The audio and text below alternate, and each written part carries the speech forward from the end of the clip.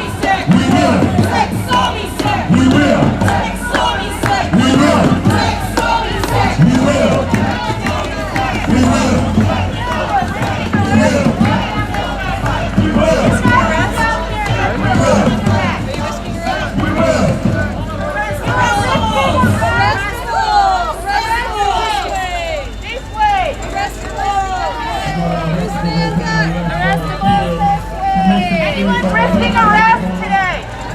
This way. Anyone risking arrest? This way. If you're risking arrest, you should have a wristband. If you're risking arrest, you should have a wristband. You're not risking arrest, you're going other way. Only people are risking arrest. You should have a wristband.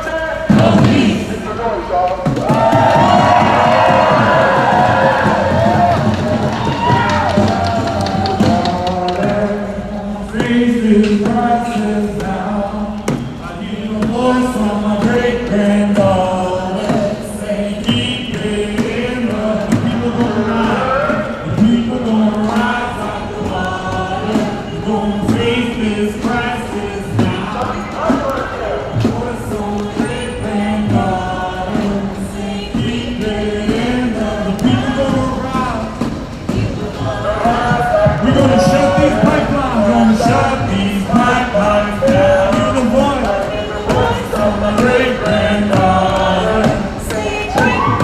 In the ground, sing for her. The people gonna rise like the water. Gonna take these pipelines down. I hear the voice of my great granddaughter. Saying keep it in the people gonna rise like the water. We're gonna face this crisis now. I hear the voice of my great granddaughter. Saying keep it in the ground. Come on.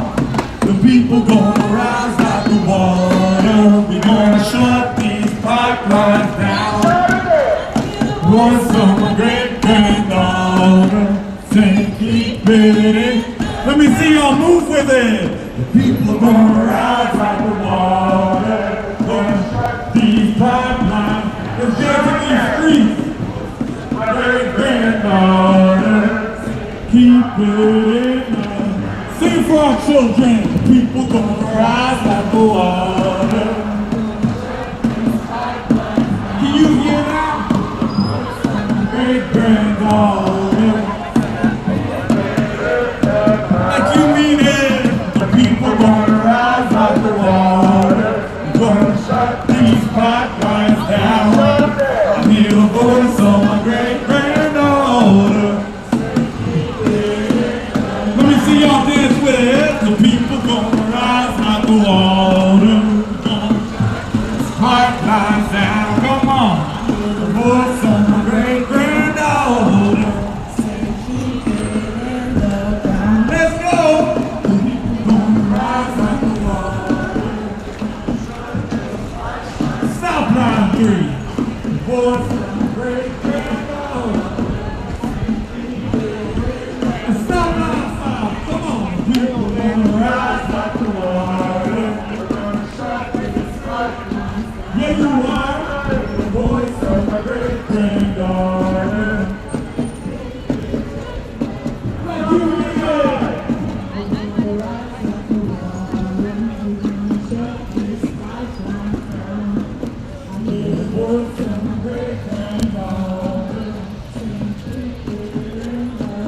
Sing for her. People gonna rise like the wall. Hear the voice of my great granddaughter. Saying keep it in the. One more time. The people gonna rise like the wall. For our children. Shut these pipelines down. I hear the voice of my great granddaughter. Saying keep it in the ground.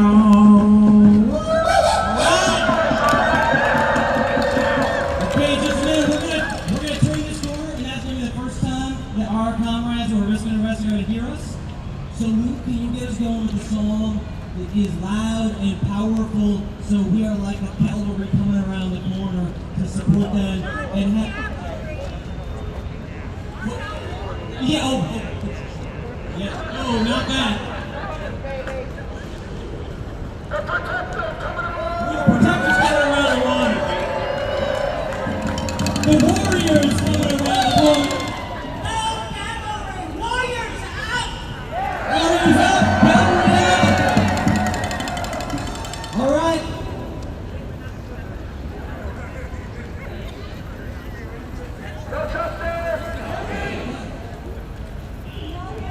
Yeah.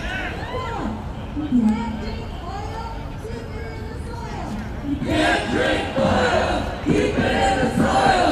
You can't drink oil! Keep it in the soil! You can't drink oil! Keep it in the soil! You can't drink oil! Keep it in the soil! You can't drink oil! Keep it in the soil! You can't drink oil! Keep it in the soil! You can't drink oil! Keep it in the soil! You can't drink oil! Keep it in the soil. We said you can't drink oil. Keep it in the soil! And so you can't drink oil. Keep it in the soil! Two more, you can't drink oil. Keep it in the soil! Last time, you can't drink oil. Keep it in the soil! Make some noise, girl.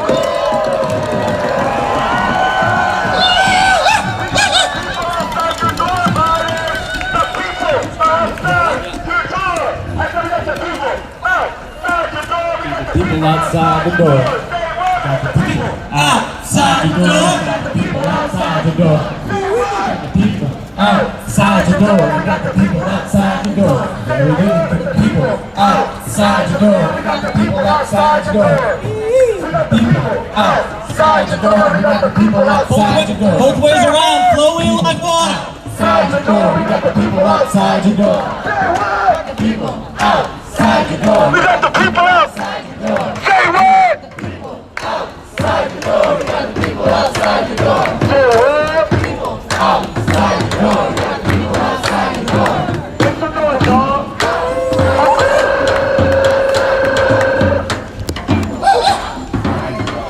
Here's what we're here to do, y'all. Resist, protect, love, repeat.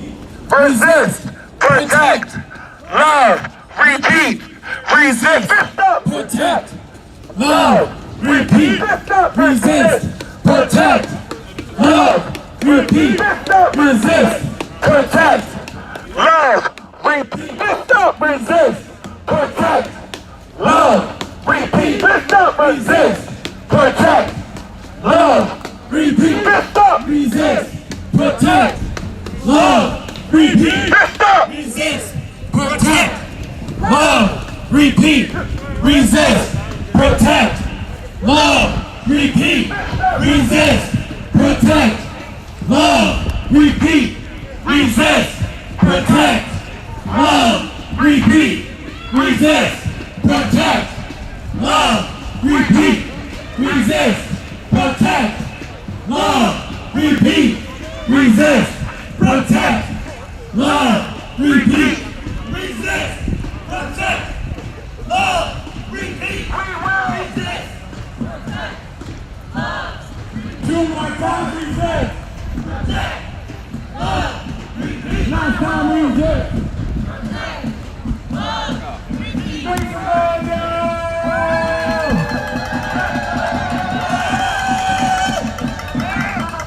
Okay, y'all, this is the moment we get to sing for our comrades. These are our warriors for uplifting the voices of testimony. And so we sing the Can You Hear the Warriors? Let's say it before we sing it. Say, Can you hear the warriors? Can you hear the warriors? On the front line. On the front line. We heard it. We heard it. We working. We working. Cause life is on the line. Cause life is on the line. Let's sing it so they can hear us all the way inside. Let's go. Can you hear the warriors on the front line? We heard it, we're working, cause life is on the line. Come on, y'all. Can you hear the warriors on the front line? We heard it, We're working, cause life is on the line. Can you hear the warriors on the front line? We're hurting, we're working, cause life is on the line. Can you hear the warriors on the front line? We're working,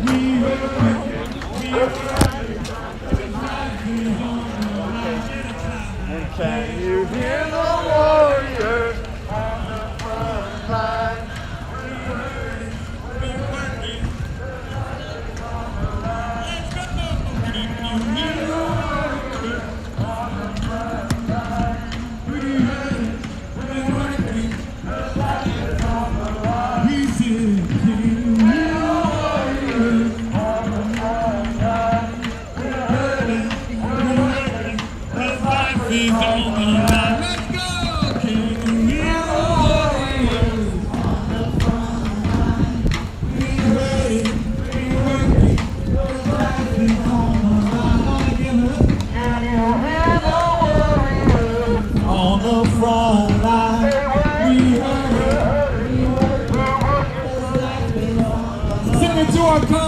Can you hear the warriors on the front line?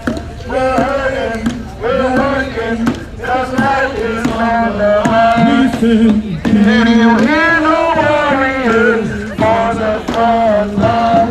We're hurting, we're working, cause life is on the line. we're singing. Can you hear the warriors On the front line, we're hurting, we're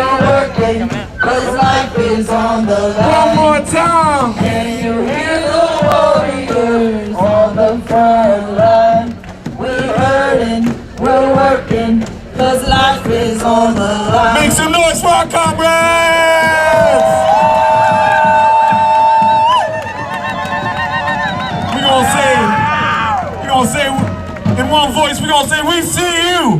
We see you. We love you. We love you. We're with you. We're with you. Throw up a fist with them and say, we see you. We see you. We love you. We love you. We're with you. We're with you. Make some noise. Yo, Kevin, where we at right now? No justice! No peace. No justice! No peace. No justice! No peace. Whose land? Native land. Whose land? Native land. Whose land? Native land. Whose land? Native land. Today we are not going to be merciful for them. Today we are not going to take it easy on them. Come on. Today we are going to respect. They're going to hear our motherfucking voices today. We did not come to play nice with the federal government of the United States of America. Why? Because people are dying. People are being brutalized. People are getting cancer. Our neighborhoods are dying. Our neighborhoods are being flooded. Here are our motherfucking testimonies. Here are our cries. We are warriors. We don't die. Bitch, we multiply.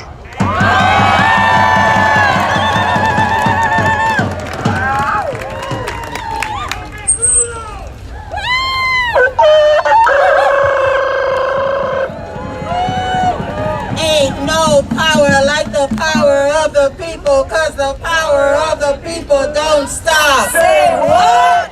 Ain't no power like the power of the people, cause the power of the people don't stop. Say what? Ain't no power like the power of the people, cause the power of the people don't stop. Say what?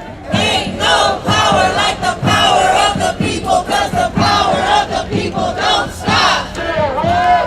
Ain't no power like the power of the people, cause the power of the people don't stop. Say what? Ain't no power like the power of the people, cause the power of the people don't stop. Ain't no power like the power of the people, cause the power of the people don't stop. Ain't no power like the power of the people, cause the power of the people don't stop.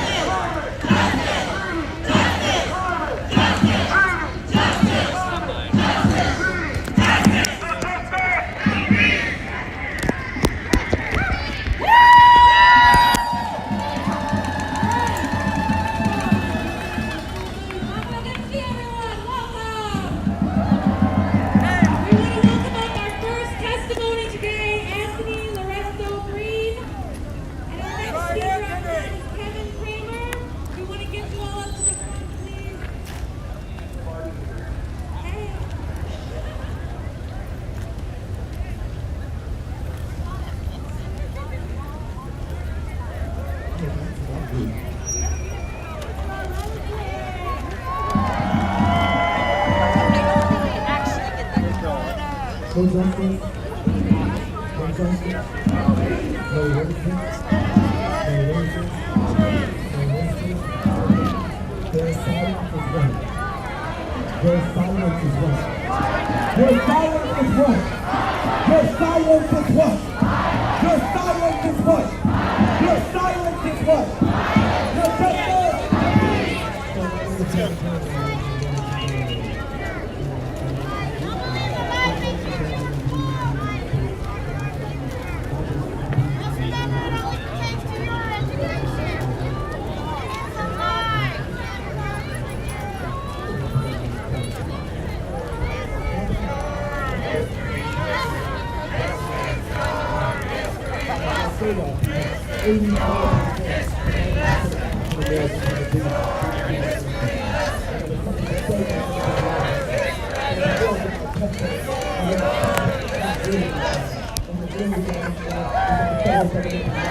It's taking us over.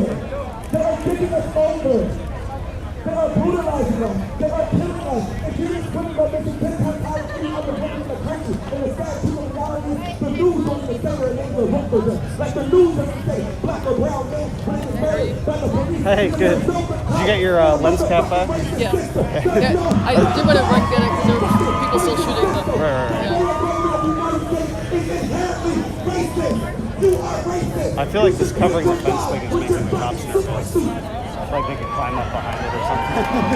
I'd really love if they move it somewhere else. Yeah. No matter which side I take it on, they moved us. When they start arrests, they've been pushing press back to like this, right? So that's probably going to happen. Yesterday, they didn't let us. Monday, they let us go back and forth because we might get see what happens. Get stuck there. Yeah.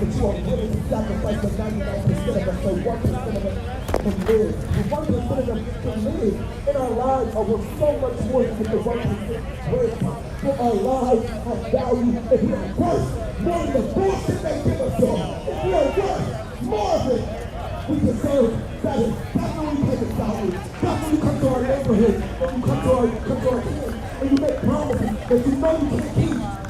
So don't use us. We use you. You're supposed to be there to serve us. That's when after you came here and pillaged and returned for 500 years. These are facts. So it's not just about sharing my testimony. Me being here is a motherfucking testimony. People, places, and things turn us around while we came out here. And it's time to get motherfucking controversial about your freedom, about my freedom, about black and brown and being scared freedom. I am from Mourning to Delaware. And the fact of the reality is, for big business and corporations, sell us out. When they sell us out, black and brown indigenous people get stuck in the motherfucking consequences. Suffer the motherfucking consequences. And what the consequences are, due to us living in poverty, because if you're a capitalist, you can be black, indigenous, and you can be black, indigenous, and Latinx and brown, and have money, and rise to the motherfucking kingdom. Because people think that money is somehow going to escape them from racism and capitalism and white supremacy. Baby, let me tell you something. Upward mobility through money grants you nothing in this lifetime if the rest of us are dying. But they don't care, y'all, because they leave us high and dry. We've seen that through COVID. Literally, we learned that majority of the United States are 2%, 2 paychecks away from being unhoused.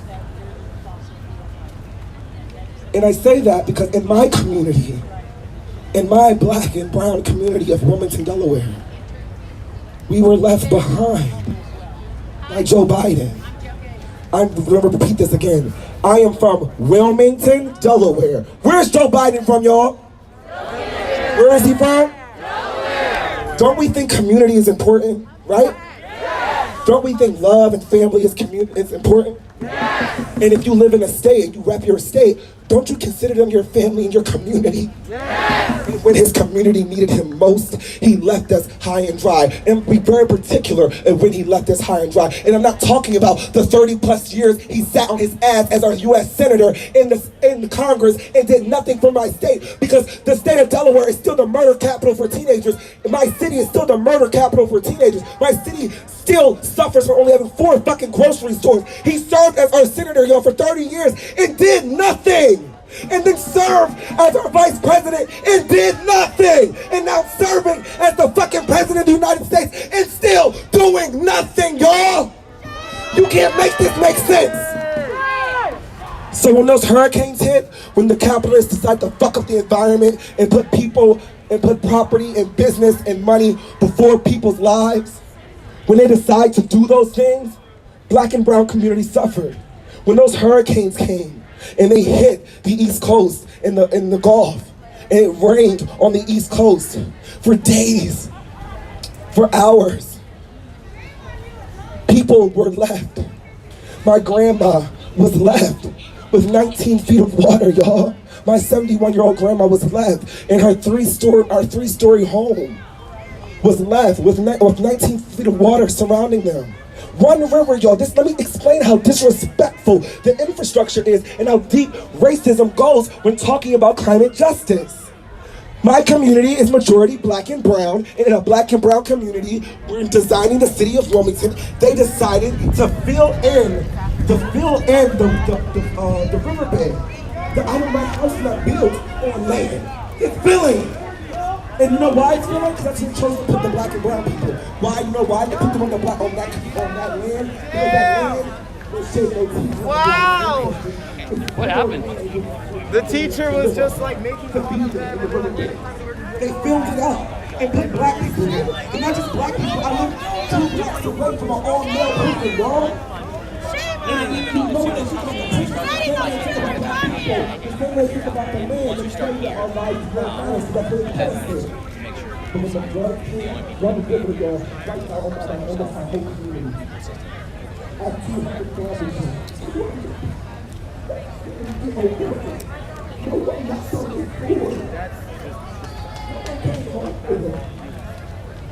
Like they went to the bathroom. They were just stuck there. One river separated 200 people 2 weeks after school.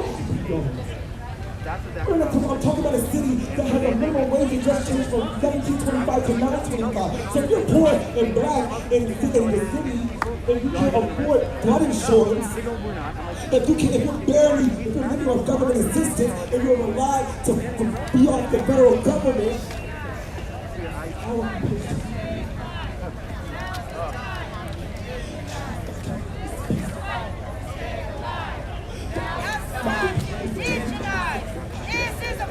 they can't afford insurance. They can barely afford to pay their light bills. They don't have it. So they don't have it. So they're ready to kill them. And the government has decided not to declare what happened in the city of Wilmington, Delaware as a national disaster. So that means if it's not categorized as a natural disaster, y'all, FEMA doesn't get called. And if FEMA doesn't get called, my people don't get taken care of. Because they don't care about them. Because they want to gentrify their community. Flooding with blood and knowing people can't afford it allows them to be displaced because now they have to move. And it's sad to say that because Joe Biden thinks it's inappropriate. Because know nothing about it. He knows nothing about serving our community. Because he loves his community. He loves his family. Oh God. His son is buried in the state of Delaware now. And that's the piece of his son. His son is buried in the state of Delaware. My family, my 7-year-old grandma, his law. Apparently the teacher was like, Because he decided I didn't know it was put it back This is why it's important for us to come to fucking fight. This is why it's important for us to pull up. This is why it's important to hold us accountable. And how do we get there? We get there by us. Who keeps us safe? Who keeps us safe? Who keeps us safe? Who holds shit down? Who fucks shit up? Who tears shit down? And I say that because if we tear it down, we can build it back the fuck up. Because never forget that this country was groomed by native people, built by motherfucking black people, and is maintained by brown people. So we have the power to decide how we choose to change the course and the trajectory of this country. It is up to us. They do not see blue, they do not see red, they see green, and they see white. But I see y'all. And when I see y'all, I see war. So it is up to us to pull together, unite, stand in radical love, and stand in solidarity, and by any means necessary. By any means? By any means? By any means? By any means? I just said our lives are worth so much more, y'all. There is a price for me. And we must be willing to pay the motherfucking price. At the end of the day, we just saw the coronavirus, the hurricanes, the climate, they will leave you behind. Thank you.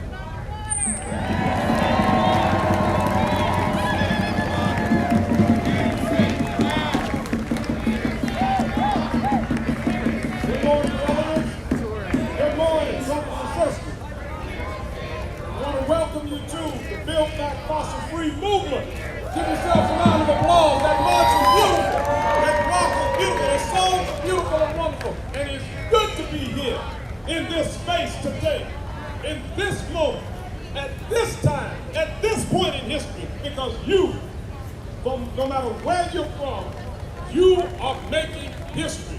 You are taking a stand to build back fossil free, to take over the course and trajectory of this country so that we can have clean, renewable energy in a fair and equitable transition to a better world. So give yourselves another round of applause. Amen. All right. We have a number of speakers here this morning. Kevin Kramer for that rousing speech he just gave. And a lot of speakers today. We want to get to as many of them as possible. Next we will have Reverend Michael Malcolm of the People's Justice Council. Reverend Malcolm. Here he is.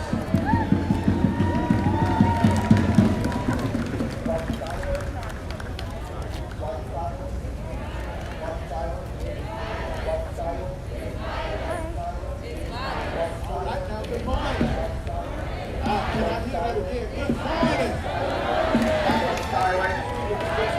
I'm going to tell y'all right at the outset, I'm a preacher. So I do what we do is Hey, where were the dogs on January 6th? Huh? they didn't know how to reach you back right. So go ahead and look at that other neighbor and say, neighbor, good morning. The reason why I'm saying good morning is because we are here standing to fight for our future. But we aren't just fighting for our future, we're fighting for the future of the generations to come. And the decisions that have been made as of recent in our history does not dictate that we have a livable future. So we stand here not just asking, but we are demanding that we have protections in our land and for our people. So again, we say good morning, not in hopes of us having a good morning later on. We are saying good morning because we are determined right now to take this morning and make sure for the rest of our days and the days to come that we'll continue to have a good morning. Good morning! Because our lands are being taken away from us, we need to fight for a good morning. Good morning. Because our waters are being caught on fire, we need to fight for a good morning. Good morning. Because they are putting pipelines in the middle of our territories, our grounds, our lands, our homes, and telling us that it's our fault that they are doing it. Good morning. Because we need to ensure that our aquatic life still has life so that we'll continue to have life. Good morning. And the reason why we will continue to declare good morning is because we are walking in the fact that we are fighting for a good morning. And my brothers and my sisters, as I leave you with this word, let me say to you that in our fight, we will win. I need y'all to say that again with me. I don't need you to look at me crazy right now. I'm not here to entertain you. I need you to determine that in your own heart and own mind. We will win. We are not standing here right now because we are here to entertain the Biden administration. We are not standing here right now because we want to entertain the cabinet. We are not standing here right now because we want to entertain our House or our Senate. We are standing here right now because we demand that we have a good morning. And we are willing to fight for it. So as Kevin has just said, we won't die, we'll multiply. And so if you want to see us tomorrow, don't do nothing right now. If you want to see us next week, still don't do nothing right now, because we will continue to show up and show out so that we can have a good morning. Thank you.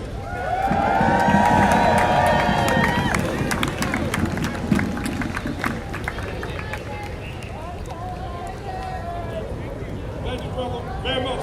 Reverend Michael Malcolm with the People's Justice Council. And yeah, we want to have a good morning, y'all, and this is a good morning. This is a good morning. Sun's out, nice and warm. And we want to make it warmer and warm for that man in the house over there. We want to turn up the heat. That's what this movement is about. Getting movement, getting change, changing the climate, changing the trajectory. We need a more equitable world, a fairer and just transition from fossil fuels to green, renewable energy that is right and good for everybody, that does not sacrifice red, black, green, yellow, or brown. It has to be fair, it has to be right for everybody. Our next speaker is with the Commissioner of Ward 7, a member of the Deadwood Advisory Neighborhood Council Commission in Ward 7, rather. And he's also a coordinator with Black Lives Matter DC. So let's give a round of welcome to Anthony Lorenzo Green. When I say fist up, you say fight back. Fist up. Fist up. Fist up. Fist up. We have to set a tone that we're never afraid to stand in our truth and push back against oppression in all forms, right? And that is one small correction, brother. Deanwood in Ward 7, right here in Washington, D.C., one of the oldest consistently African-American neighborhood in D.C. We're in far northeast. So we are at the front lines, really, right here in this city, when it comes to climate change and how so many black and brown people right here in Washington, D.C. are still struggling to survive with horrible housing, lead-filled water, air that's not clean. And we're talking about rising flooding waters here in D.C. And when you look over the city, you notice that it only affects mostly certain parts of the city, the black and brown parts of the city. So I just want to uplift just some stories about Washingtonians, black Washingtonians, and what we have to deal with, not just with oppressive federal government, but a DC government that acts as their partner and their front man to violence in our community. My stand here today is an example of resilience of black people who were dragged to these shores and refused to bow down to a system that was never built for us. How much more must we wait to have our needs met to save the children suffering in our communities? If we continue to be exposed to toxic Police are nervous environmental because they're factors linking that arms force right us to there. breathe air that is That's what she just kind of said. water that is filled with lead and live on flooded Like they're streets gonna and try have some to shit, live. but like, I mean that we are in a homelessness Are they? crisis in this I city. think they're just gonna So we're talking symbolically No, about they, compare yeah, arms. they Don't already have have roots people over like. I don't Who think there's have a anything base to fight over intervention there. when a Yeah. hurricane might want to come to the city. Fighting for Who don't have Arcades. anyone to turn to, not even this government who tells them that you can't even sleep Yeah, in a no, apartment. highly unlikely. Our mission is clear though. We must repair the harm caused by environmental racism. That means we must have a world that no longer bows to the coal, oil, and gas industries that have a long history of poisoning our land and rivers. I know climate change is real because I live in a community where homes flood every year. In the community of Deanwood in Ward 7, every time it rains, we are trapped. Vital access roads are blocked and floodwaters have risen. And it doesn't help that we have a racist highway called 295 that runs from far northeast to southeast, resulting in concentrated air pollution and divided many black communities like Deanwood and Eastland Gardens and Kenilworth and Mayfair and Parkside and River Terrace. And it goes on, Greenway and Anacostia. How many more black neighborhoods do I need to name for it to be clear the suffering of black folks right here in this city under the nose of Joe Biden? 295 was never built to serve the black people living in our communities. That highway was designed to carry people past our communities, and they destroyed black homes and black businesses to make it happen. Many years ago, this city, without federal oppressors, built and maintained a coal plant right down the street from where I grew up. Asthma rates have been skyrocketing ever since and has never stopped. Only now are we trying to rectify that harm. So I have to ask to this man called President Joe Biden, who over the last year made a promise to many black mothers and black women and black grandmothers like my grandmother, and told them that we're going to deliver for you. We're going to have an equitable infrastructure system in this nation where so many black communities don't have to just look up and say, there's no tomorrow for me. Am I not in the future of this planet, in this city, in this world? Is it all about capitalist means and gentrification and pushing us out to areas where we can't breathe, we can't survive? When does it stop? When does it stop? When do black folks get pushed to the front and our issues are heard in this city? This city. We're living it. We are the legacy of the slave trade in this country. I have family members who've been sold out of the port of Virginia. I'm still trying to unpack who I am and where I come from and who is connected to me. This is our history. And this is the story that we have to carry every single day. So it's upon us to really be clear and really stare the truth in the face and really look ourselves in the mirror and say, what am I doing to help someone that's black, that's brown, that's indigenous? What am I doing to stand up and step in front of violence, environmental violence, police violence? What am I doing to challenge myself to be better and more than what I'm doing yesterday? Because we're leaving a planet for our children where they cannot breathe. We've lost. So I'm telling you, do not give up. Don't throw in the white flag. Don't say it's over. Don't say the Republicans gonna make a comeback. Trump talking crazy. Don't give up. I'm telling you, as a black person in this city that had to stand in these streets last summer and had to push back against every single racist threat that has came here and put my family lives in danger, I tell you, don't give up. Don't go in and tell Joe Biden, tell the Congress, tell your neighbors, step up. Be a part of this movement.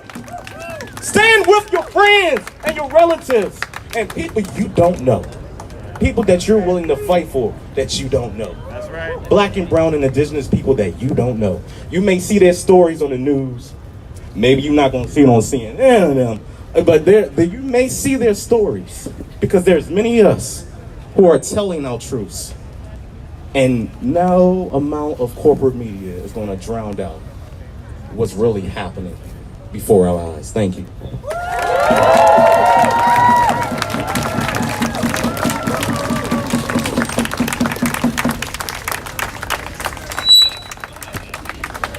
Thank you very much, Brother Green. Appreciate your words.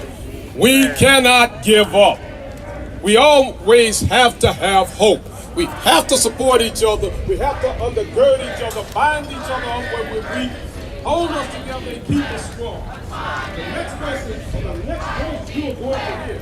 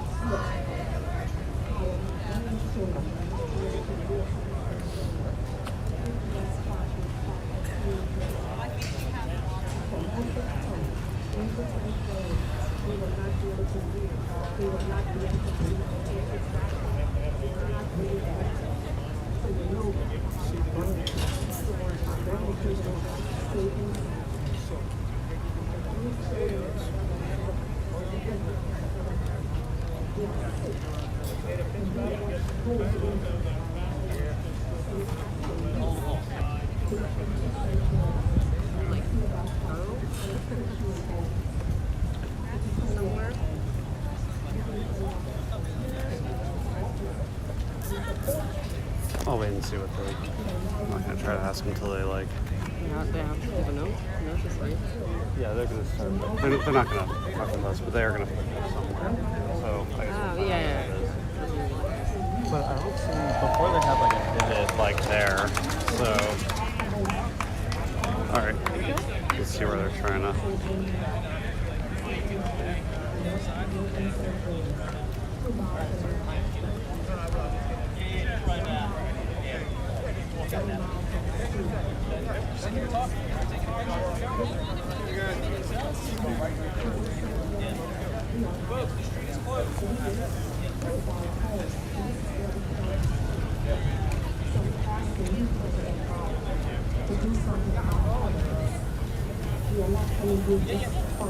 The street is closed.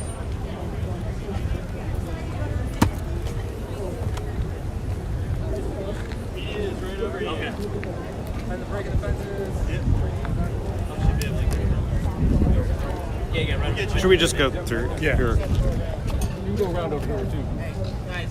So we're gonna cut the sidewalk.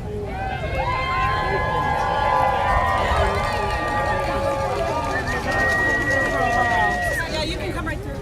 Oh, here. Yeah. Press coming through. Sorry, you duck under like I do. Sorry, Good morning. Good morning. This is weird. Oops, sorry. You're good. You're good.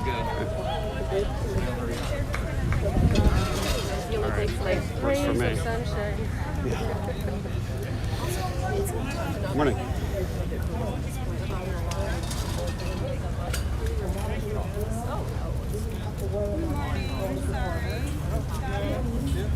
Get all those muscles through there? I tried. Oh, no. Come on. Can you get all those muscles through? That was saucy. I love that.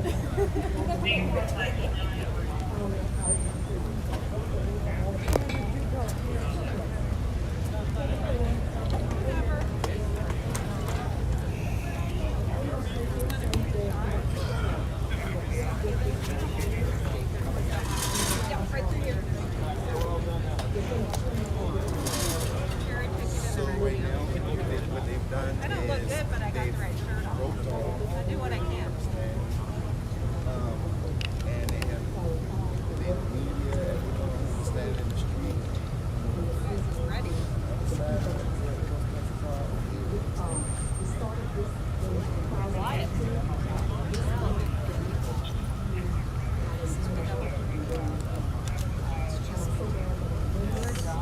I did find your photos. And I wanted to turn those out. I did find your photos. No worries. How about that? No, they're like at Dinnerlands. They're like, I can wait. You know, like, okay. Yeah. No, but there's like this archway in the back. I could use a soft lighter for it. And then like the archway in the back was just a little too bright. So I just like told her. Yeah, I mean, we have like super background. She's like, she's a military veteran. No. I did a recording. I was live streaming at first. Now I'm doing the recording. Just did everything. Pictures, recording. Gotcha. A little of everything. A little of everything. Me too. Three total cameras. Right. Live, video, photo. See? So yeah, gotta be like Swiss Army man. Yeah, I'm not as professional as you. I'm doing everything on one camera, right? One of mine's a phone. Nice to meet you too. What's your name?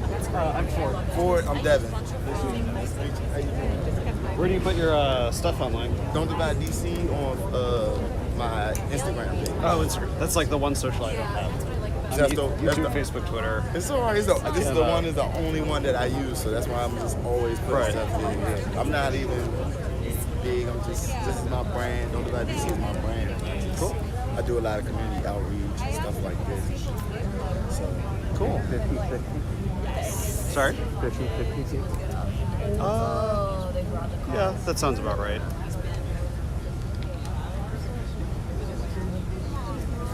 you think they're gonna make an arrest?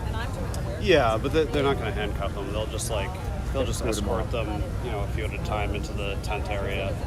They'll catch either a $35 or $50 fine, something like that. But they'll get released on site. Like they are getting arrested, but it's not like they're like incredibly destructive or destructive. Love it.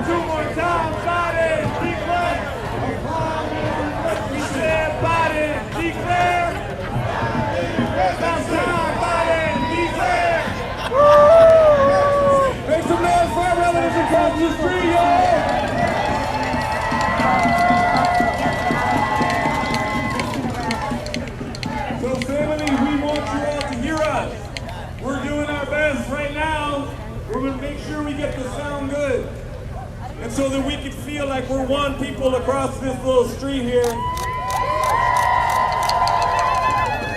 We're doing our best. We see you. We love you.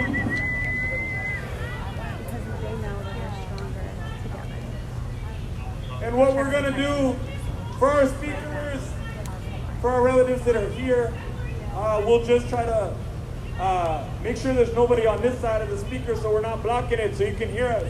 Put your fist up if y'all can hear us. Thank you. On this side, put your fist up if you're grateful for our friend.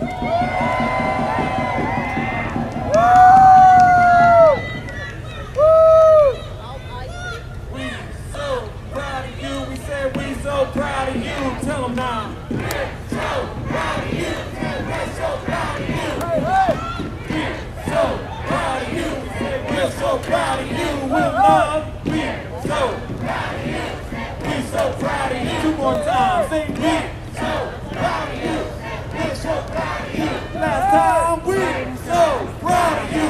We're so proud of you. We'll be back throughout the day. Myself is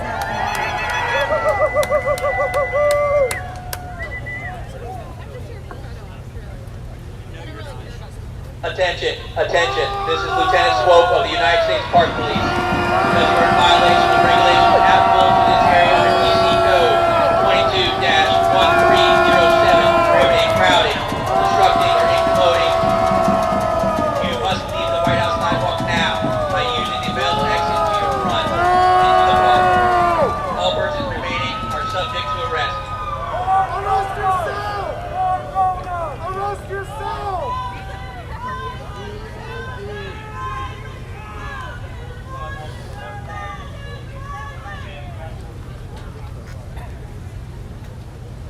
All right, relatives, one thing that's important, our relatives that are taking action across the street, part of their action is going to be warned. And so when we do that, we're going to observe and we're going to give our energy to our relatives when we hear the police, right? Our power is also in our connection beyond words and beyond their sounds and beyond their speakers. So when we hear that warning, that's part of our relatives' action. We listen to it, we face it with courage, and we connect to each other.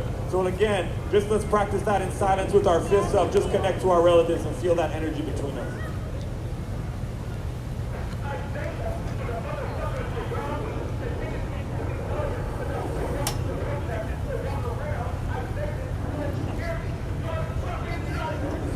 That energy right there, my people, will always be more powerful than any government.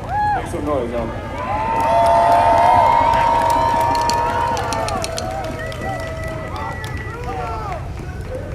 So I wanted to talk about, before we get up to the next speaker, the trick that white folks made when they came to this land, and they tricked my people into fear.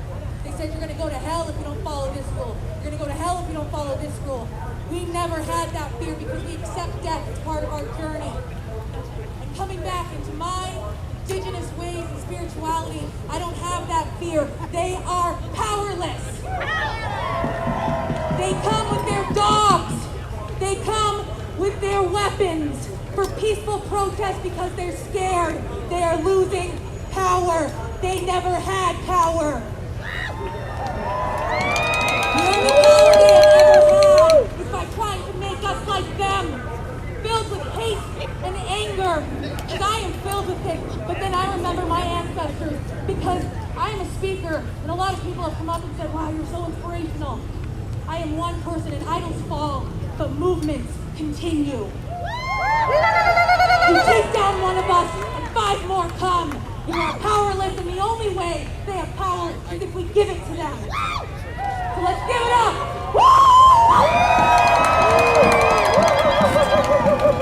Go ahead and give it over. Thank you, St. Nick. Our next speaker is also from St. James Parish, Louisiana. I've only met him recently. He's a very good friend of mine. He's an inspiration. And he's working very hard down there to help his community and his people. So I'd like for you to give a round of welcome to Harry Joseph, Reverend Harry Joseph, St. James, Louisiana. Good morning, good morning. Attention, attention. This is Lieutenant Swope of the United States Park Police. Because you're in violation of regulation applicable to this area under EC Code 22-1307, prohibiting crowding, obstructing, or promoting, you must leave the White House sidewalk now by using the available exit to your front into the park. All persons remaining are subject to arrest. This is your second warning. Global warning. Global warning. Thank you. Your second warning. I got your fucking warning.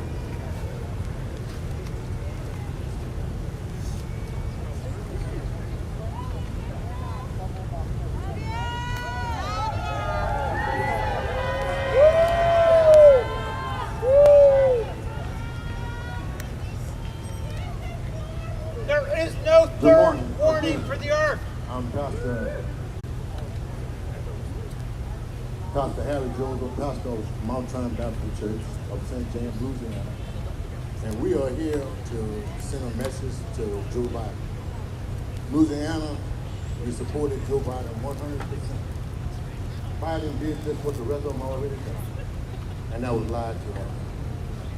Biden lied and said that we will have a climate change. Louisiana has been through a lot. And right now, we are in a storm. The storm Ivy just left us. People don't know. If you're not hurting, you don't know what it is to hurt.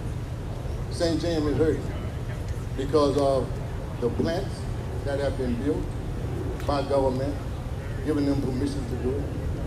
Our kids are suffering. And I know everyone around me should have a kid. If you don't love yourself, you should love your kid. And we are standing and telling people it is time for a change. And when I say it's time for a change, the Bible says, if my people that are called by my name would just humble themselves and seek my face and turn from their wicked ways, our government, our police, you have to turn from your wicked ways. Because the Bible also says that the devil comes to kill, steal, and destroy. And this is what has been going on with us because of climate change. We are being destroyed because of we don't have clean air, we don't have clean water, and we sure don't have clean soil. How can we live off of something that God has given us when he said everything was good? When one man in the White House turned it all around and made it all bad. And he made it so bad to where he got the police all on his side. And they are here arresting us, here are destroying us because of what we are doing. And that is standing up for what? Our own right. Because where you are standing right now is not yours, because the Bible says the earth is the Lord. This is Lieutenant Swope of the United States Park Police. Because you are in violation of regulations applicable to the area under DC Code 22-1307, prohibiting crowding, obstructing, or incommoding, you must leave the White House sidewalk now by using one of the available exits to your front into the park. All persons remaining are subject to arrest. This is your third and final warning.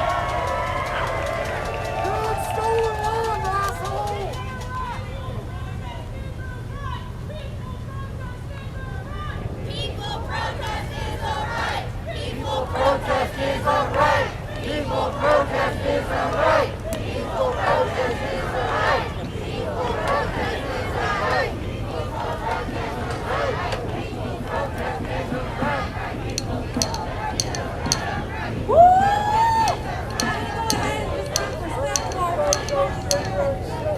alright. I'm so sorry you interrupted in the middle of speaking. Please, we're going to go ahead and give space. Thank you. Again, I was saying, and I can back it up. We just heard the warning. The devil come to kill, steal, and destroy. Sir? And but You're kind of Jesus said, I come that you might have life. Thank you. And have it more abundant. That God gave us clean air, He gave us clean soil, and He gave us clean water. And here we got people that are taking that from us by putting what? Pipelines in the water, putting putting pollution in the air on our earth. And the earth is the Lord, so we should be taking care of what God has given us. We should be protecting our earth because God gave it to us because we can eat from it, we can drink from it, we can do everything we want from the earth. Joe Biden, I know you hear me. I'm telling you, it is time that you use your pen. Put that pen to action. That you give us what you promised us. And that was climate change. You have not done what you promised. Time gonna come back around when you're gonna need all 81 million again. You're gonna need those people again. But what's gonna happen then? If you don't do what you promised, because me as a pastor, as a leader, I hold government to their promise. And how do I do it? By telling you when you're right and when you're wrong. And right now, you are wrong. Right now, you are wrong because you are looking at people suffering, you're looking at people hurting, but you are looking at a mighty God. But I got news for you too, that the Bible says that money is the root of all evil. If you're running behind $1, you just an evil person. Because money cannot buy love. Money cannot buy healing. And in St. James, we got a lot of people that are going to the graveyard. I'm a pastor. I'm tired of going to the graveyard, burying my people because of pollution, because of what the plants are putting out. We bury more people with cancer now than we ever did in our lifetime. Washington, I don't know what y'all going through, but I know you're going through something. And we have police in our town. But I thank God for our police. Because our police didn't come to the point now, it's time for a change. And they're beginning to work with us on some cases. And I believe the same thing can happen in Washington. That if they put on their suits and say, I got to stand with some people because I got children at home. I got my family at home. Man, sometimes you got to put some things down. Forget about some things and think about yourself. God wants you to take care of you and your family. How do you do it? Not by destroying others. Not by putting others in harm's way. I need to tell you all this morning that my message is, it's time for a change. Somebody said a change is coming. Somebody said a change is coming. How the change is going to happen with me and you? And we can do all things through Christ that strengthens us. He said when we are weak, that's when we are really strong. The battle is not ours. The battle is the Lord's. So ladies and gentlemen, I want y'all to know one thing. You can beat me, but you can't beat God.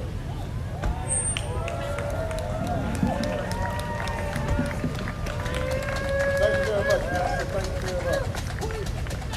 Before I guess we go on to our next speakers and all, let me introduce myself. I am your host. I am also your MC for this event, John Beard from Port Arthur, Texas. Great state of Texas. And I'd also like to introduce my co-host, and I'll let her introduce herself. Thank you. My name is Sipana Moffin. I am from Alaska. My people are the Yukon people. And I wanted to share something before I call my relative up here because, oh man, I was getting pumped. I'm looking and I'm angry. And then I thought about how loud Native women are when they laugh. Oh, it makes everyone uncomfortable in these restaurants. They don't know what to do. And I've seen some of these women have been through more than any one of these people could even imagine. And our laughter is so loud, and it's not condescending.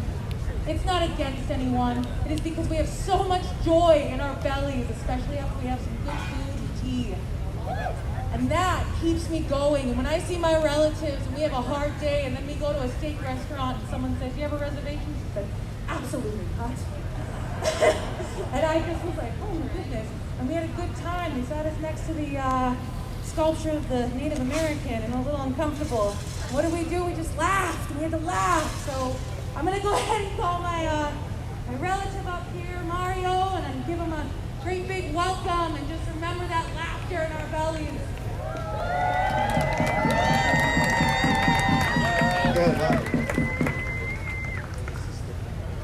Ja, ey.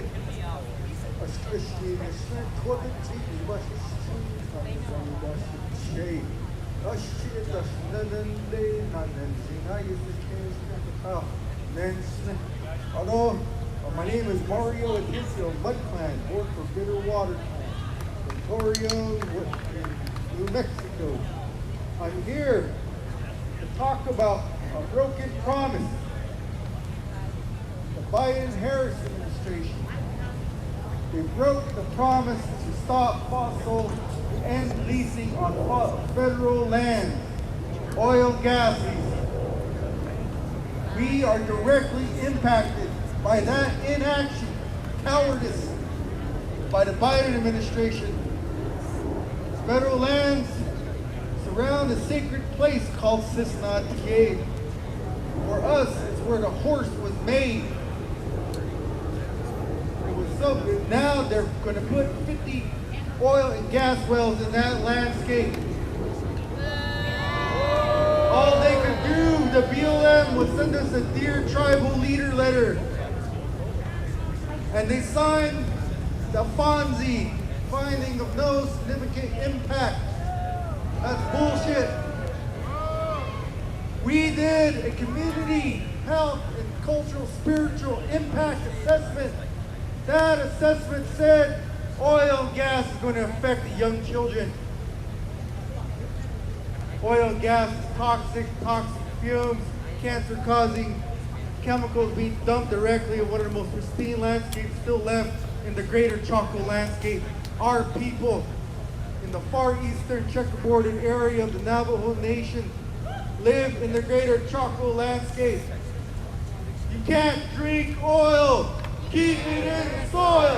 You can't drink oil, keep it in the soil. You can't drink oil, keep it in the soil. You can't drink oil, keep it in the soil. So now, we have, in a broken promise, what do? Stand up, fight back. We must stand up, fight back. Stand up, fight back. Stand up, fight back. Stand up, fight back. Stand up, fight back. Stand up, fight back. My relatives across the way. Thank you. Thank you, Gabriel. So now, to close, frontline community organizer. Whatever that means, I'm just with the people, local elected leader for my community. We need to protect the water. Water is life. In In that very instance is why I'm before you to testify. Not having those wells, not having, Biden has all the power through executive order to stop the leasing on federal lands, and that would greatly protect the greater Chaco landscape, and he has done nothing. What do you call a coward? Coward. What do you call inaction? Racism. Inaction is environmental racism. You need to call it for what it is. So from here all the way to the BLM, to the BIA, and to the office in there, whoever's in there in the West Wing that's holding back Biden, come, don't stop, wait. Our communities can't wait. We need action, not inaction. Water is life. Water is life. Water is life. Water is life. Water is life. Hope you all go back to your homes in a very good way. Thank you. Cannot license from.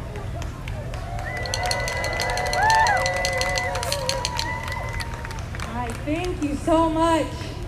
And I call in, I've been seeing people before COVID and seeing them here today, and it's been so good, including my friend Mario and Yvette coming up here. And I was going to pronounce her last name, and I'm getting to know it now. Come on over. I'm so happy to have you here.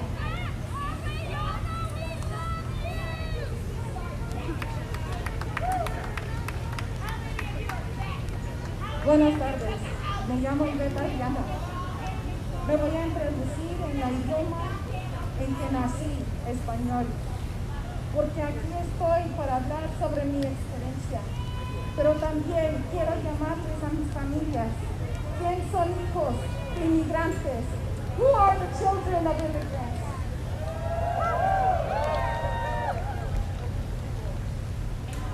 My experience is one that probably you all shared. So to introduce myself, my name is Yvette Ariana, and I am the founder and director of Feinstein Watch, an environmental justice organization based in Houston, Texas, home of the largest petrochemical complex in the entire nation, with over 235 facilities dedicated to plastics, dedicated to single use, dedicated to this pandemic where people are Grubhubbing and Amazon Priming packages to their front door without thinking. Where is the plastic? Where is the foam? Where is the packaging coming from? And it is coming from Houston. It is coming from St. James. It is coming from our Gulf Coast. But we don't just need plastics. We also have over 400 petrochemical facilities, 400, making us a runner-up to be the largest petrochemical complex in the entire world. I want to thank all of our allies on the other side, all of our co-conspirators, as Kevin said yesterday, because you're putting your life on the line and you never know what's going to happen. We have so many new bodies who are separating our families, our advocacy families. So thank you, because we are proud of you. I said, we are proud of you. We are proud of you. I said, we are proud of you. We are proud of you. I said, we are proud of you.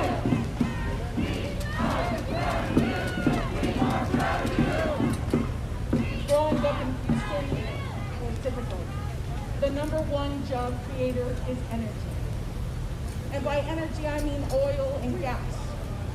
I mean the engineers and the HQs over in BP, Shell, Sasol, Motiva, Chevron, ExxonMobil, Valero, where you pump your gas is refined in the Gulf Coast. That extra 10 to 15 cents you pay for premium gas is because they burn the sulfur off in our communities. So you are not paying for clean gas. You're paying for it to off gas in all of our pipelines. I'm coming here, just like all of you, risking our lives during this global pandemic. Because just like plastics facilities are rising production and expanding in our communities, so are masks, sterilization facilities that sterilize all of the face masks that you are wearing. The number 2 producer of ethylene oxide is in Laredo. And you should know that. Because their plan is to expand. Even though sterilization facilities had an alternative to use steam treatments, and they don't. Because they have a byproduct they can sell off. If you can sell the waste and you can make a buck, you're going to go in that direction. Because this administration isn't following through on the promises they made us. Because we continue facing export terminals and desalinization plants. Because this administration and Biden refuses to call for a climate emergency. And that is what we need. Because our communities in conversation have kept asking what can we do. And this is what he can do. So will he move in the right direction? Or will we keep facing increased production from sterilization facilities, from plastic facilities, from fossil fuel industries? Will we keep taking on the medical waste that comes out of the hospitals and is burned in landfills and incinerators? Because Houston is also home to the largest medical complex in the nation. Nobody's talking. When I first started my advocacy work, I became enraged. The first event in our community that I went to was the funeral of a 3-year-old child. 3. We say, if you can learn to read and write, if you can go to school and get a good education, you can succeed. You can see tomorrow, and that's not the truth for us. Our children do not live to see tomorrow. Our children do not live to see the future. So the future that is coming under crisis is one they are not living to see. So when we say climate change is here and climate change is real, is because we are living the losses. So on top of a global pandemic, while we're all under quarantine, we are 24/7 exposed to the fumes that are making their way through the vents in our homes. So we are breathing it through. And in areas like Texas where the temperatures can skyrocket over 100 degrees, we continue to face chemical explosions and disasters. Do you know what you have to do during a disaster and explosion? You have to shelter in place. You have to close your windows and your doors, seal them with plastic, and turn off the air conditioning.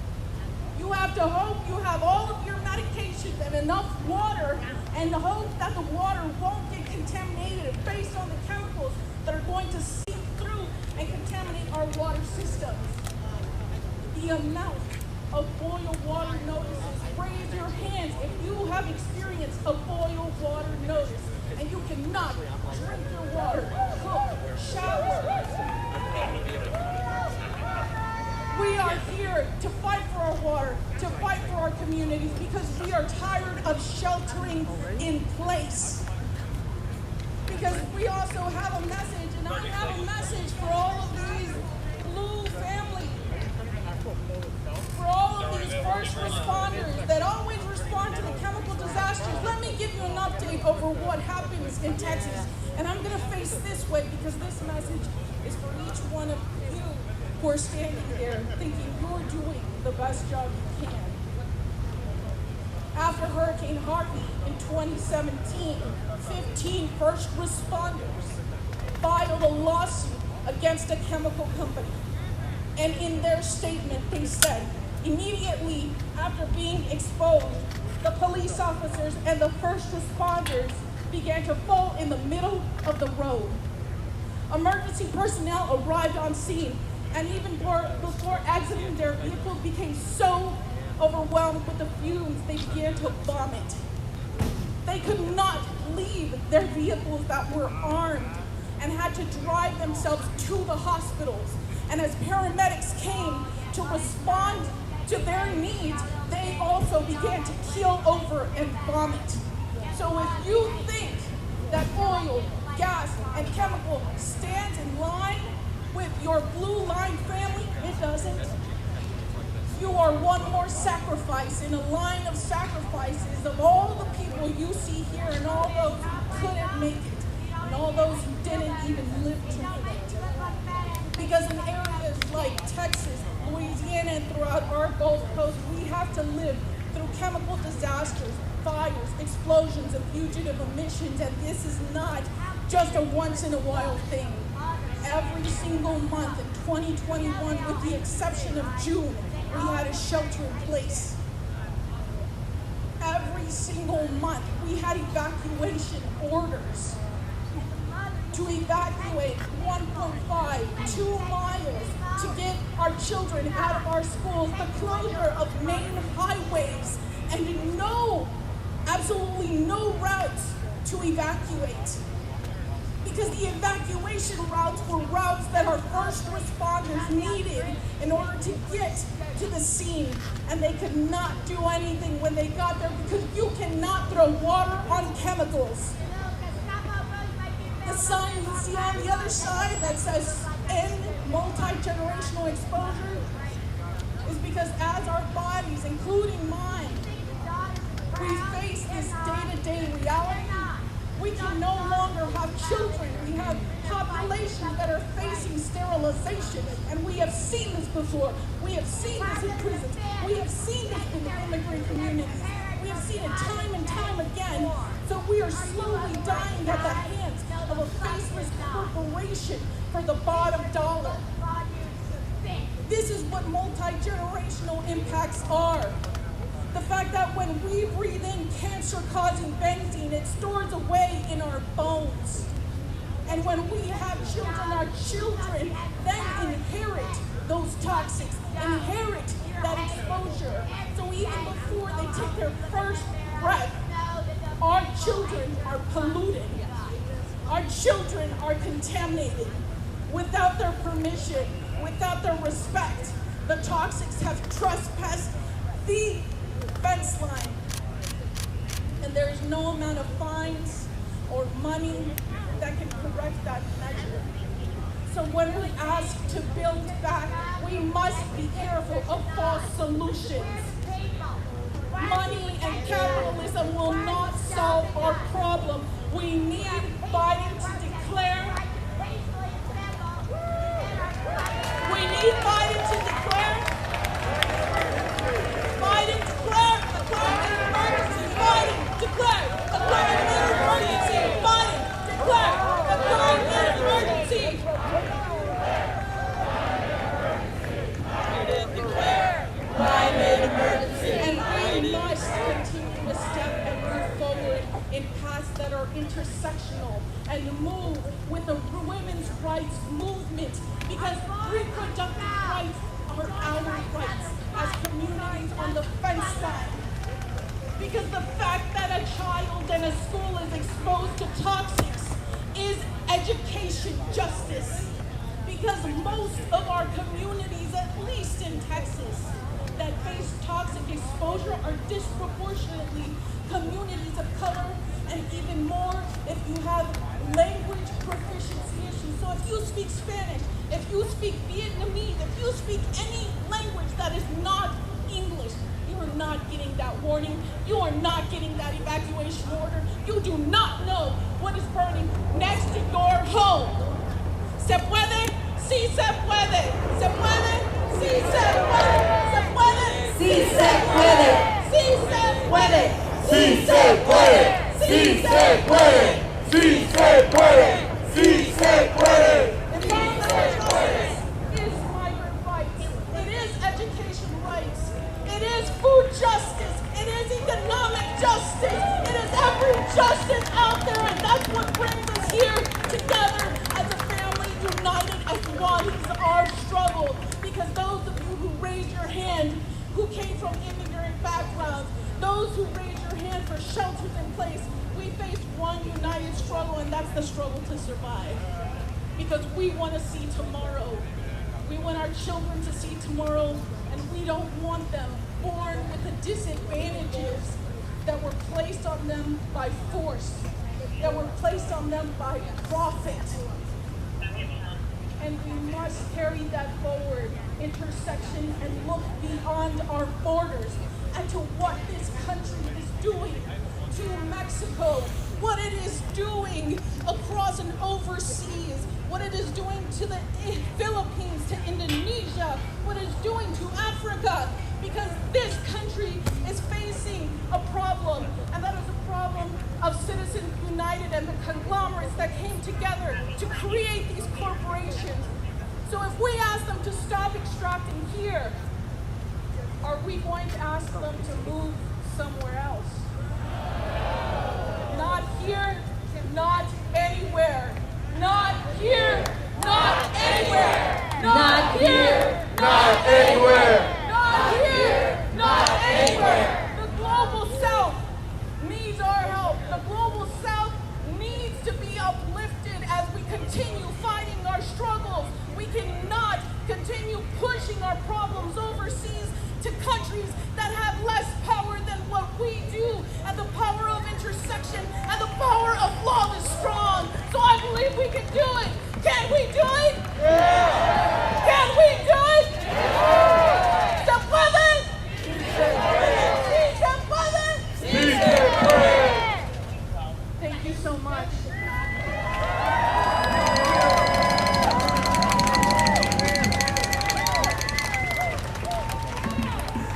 We want to send a really loud, powerful "We love you" to the event right now. Let me hear you say, "We love you." We love you. We are with you. We are with you. Thank you. Those powerful words deserve a united voice to sing this song, because that's one of our warriors on the front lines. Am I right? Because Mario came all the way here, and that's one of our warriors on the front lines. Am I right? We have Sharon right here. They came all the way here. We have our relatives over here. People have come a long way. And so we're going to raise up the voice. And we're going to go ahead and imagine that Biden's sitting right in there. He's sitting right in there. And we're going to ask that question of, can you hear the warriors on the front lines? Because I'm hearing a lot about pain. And I'm hearing a lot about the hard work that's happening every day. And we need that to be heard. And I trust the power of your voice and the power of your prayer. And so we're going to sing this song like we mean it. And so if you want to focus on that, go ahead and focus on what's going on inside there. And put your prayer inside that house. Put your song inside that house. Do it for our warriors like we mean it. Let's get it. Can you hear the warriors on the front line? We heard it. We working, 'cause life is on the line. Sing it now, say, can you hear the warriors on the front line? We heard it, we working, 'cause life is on the line. Let me hear y'all. Can you hear the warriors on the front line? We're hurting, we're working, 'cause life is on the line. Joe Biden, can you hear the warriors on the front line? We're hurting, we're working, 'cause life is on the line. Two more times. Can you hear the warriors on the front line? We're hurting, we're working, 'cause life is on the line. Last time with love we say, can you hear the warriors on the front line? We're hurting, we're working, 'cause life is on the line.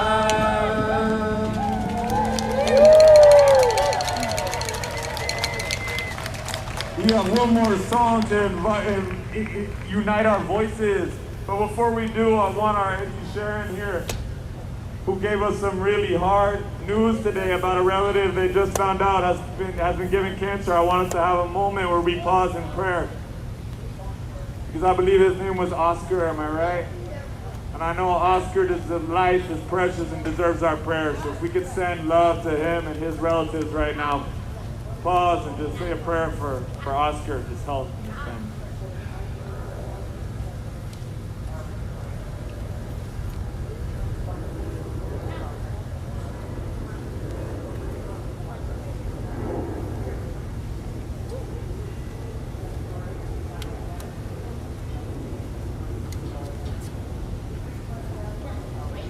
These are the things that make us stay human. So we also want to do that for the family of the 3-year-old in events community. Some part of what we're doing here is mourning, and that's okay. We can bring our full self. So for that little one, for all our children, let's take a moment of prayer.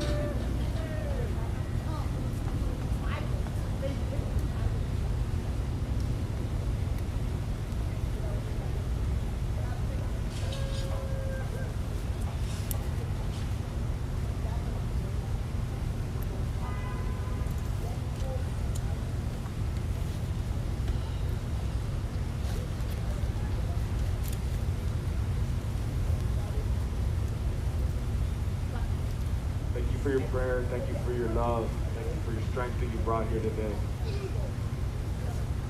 We're going to sing one more song.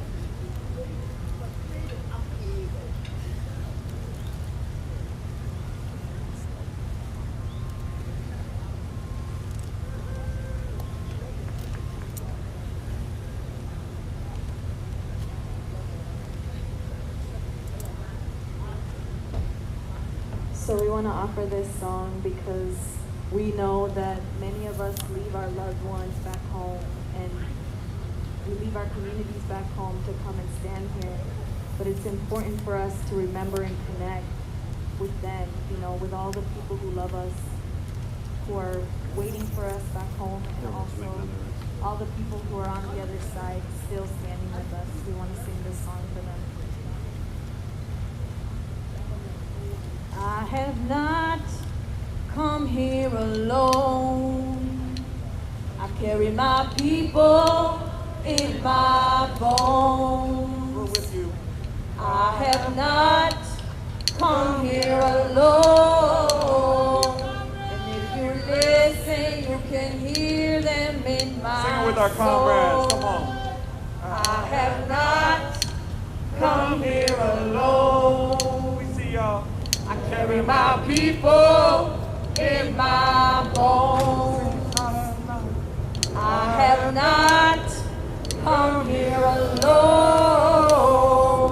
And if you listen, you can hear them in my soul. Let's sing that to each other. I have not come here alone. I carry my people in my bones. I have not come here alone. And if you listen, you can hear them in my soul. Let's think about our people back home. I have not come here alone. I carry my people in my bones.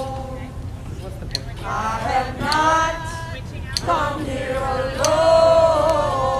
Lord, if you listen, you can hear them in my soul. For the future generations, I have not come here alone. I carry my people in my bones. I have not come here alone. And if you listen, you can hear them in my soul. To all of our ancestors, I have not come here alone. I carry my people in my bones. I have not come here alone. And if you listen, you can hear them in my soul. One last time together. I have not come here alone. No, I did not. I carry my people in my bones. And I have not come here alone. And if you listen, you can hear them in my soul. If you listen, you can hear them in my soul. They're with you. They're with you. They are here with you.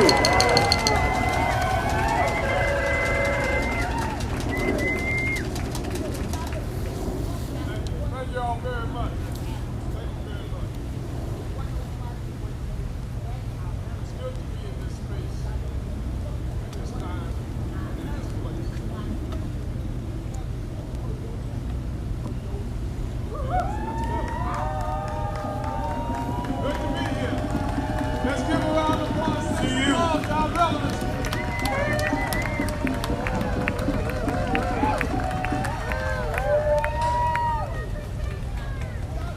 I'm going to give you my testimony. Port Arthur, Texas. Sorry? They decided to speed it up. I would speed it up. For those of you who may not know where that is, we're about 100 miles east of Houston. When you look at the Weather Channel or map, and where you see Texas and Louisiana collide to the very south, and the Gulf of Mexico is there, that's where we are too. But we call ourselves the city that oils the world. We have the largest refinery in the country, is in Port Arthur. And I like to say that Port Arthur is at the nexus of climate change, and here's why. In 15 years, 5 major hurricanes have either directly hit or brushed up, grazed us, and damaged the city. We have a 100-year history in the petrochemical business. Just 15 miles away, Lucas Gusher and Spindletop came forward in 1901 and ushered us into this oil age. I'll give you half. Oil, I'm saying in some ways, is in our bones, part of our DNA. No, I But agree. it's also become a problem to us because of climate change. The largest rainfall in this country, 60.58 inches, happened in the vicinity of Port Arthur. Port Arthur is also one of the top 10 of wettest cities in the country in terms of rainfall. Sure. Port Arthur also has Tell me if you change your severe environmental contamination and degradation of the land, water, and air. Oxford We're here in- Calcinite, a Koch brothers company, by the way. Yeah, that's right. Give it to them. They put out over 11,000 tons of sulfur dioxide, sulfur trioxide, and particulate matter. Go on one of my Facebook pages or my organization, PACOM, which stands for Port Arthur Community Action Network website. You will see a picture of a beautiful blue clear day. But And the sun in the background being blotted out by a hazy stream of cloud going in front. That's no cloud, ladies and gentlemen. Oh, That's Oxbow Calcinite. oh God, the only one. And then you also have Valero Refinery. I did it on the day before they announced the. 2019 had over 600 unregulated Yes, air quality emissions. And I was like dying the next day. And what's Dying. significant It was about so that bad. is And then they announced it. is that it's affected the health of people in my community. I was sort of And what it has done is made Port Arthur have twice the state and national average for not just cancer, but heart, lung, and kidney disease. Let me show you how bad this is. You went to Port Arthur, or you had a talk and went around and met someone from Port Arthur. Ask them this question. Ask them if they know I took off. anybody I took or have like a relative not or one family member or friend who either has But had honestly, I cancer, didn't died expect from that. I thought cancer, it would or is in be, treatment or remission but from not that cancer. bad. Like You before won't this, find like, one single person who will tell you. Oh, you got it? I got it in December, and I was sick for a whole month. Wow. Yeah, and it wasn't that bad. It was getting worse, way Yeah. worse. It was just like a minor flu.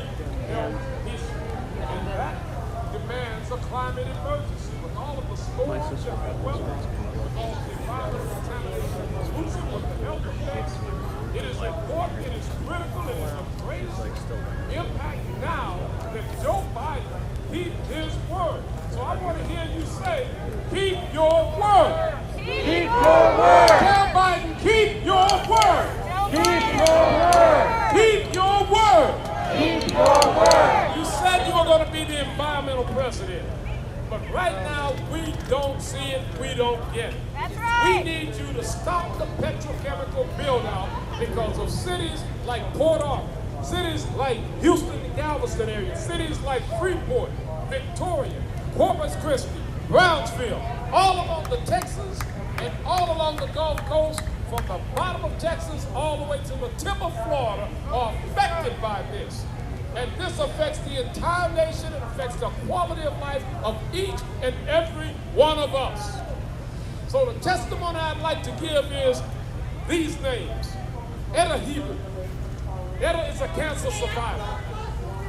And Etta's husband only recently completed cancer therapy back in December. But since then, Etta's found out that she's had a recurrence of cancer in another part of her body. Etta has a daughter by the name of Angela. And Angela is a cancer survivor. Etta has had a brother named Eddie, who's a barber, and he held a boxing academy for young people. Eddie died 9 months ago from cancer. And Etta's had 2 childhood friends that left home after school, came and moved back, at her request. And within less than a year, both of those childhood friends died of cancer. So we have a health and climate emergency here. Let's give some love to our relatives that are being sacrificed and taking up opportunities to invest. All right, we love you. We love you. We stand with you. So it's critical, it's crucial that Biden declare this climate emergency, stop the build out, and usher in an age of clean, green, renewable energy that is fair, equitable, and just. And when we say just, let me add this bit to it, that there has to be restorative justice, because the communities along the Gulf Coast and elsewhere in America, from the West Coast to Appalachia to the East Coast, have been unduly impacted, and they cannot be on an equal footing if we start this new age. So they have to be restored, elevated to a position of being competent and being able to work in it so that no one is left behind in that new economy. That's what this battle is about. That's what this fight, this movement is about. Fairness, equity, and a new, clean, green age. This is my testimony. Me, John Beard, Port Arthur, Texas, founder, chairman, and CEO of PACON, the Port Arthur Community Action Network. Thank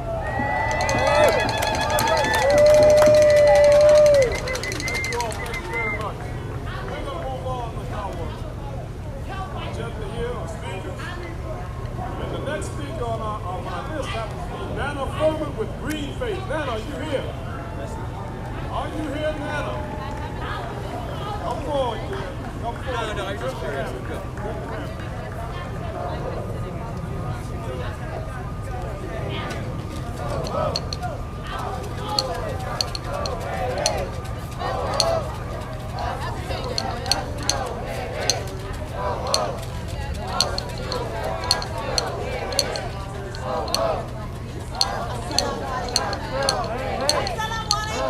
My relative over there.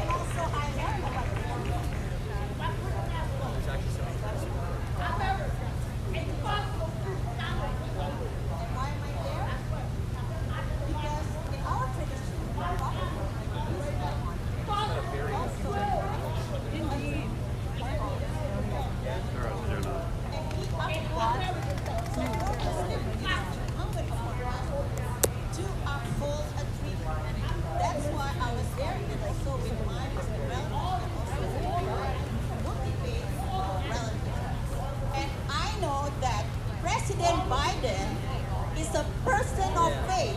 So you have to uphold the treaty with our indigenous relatives.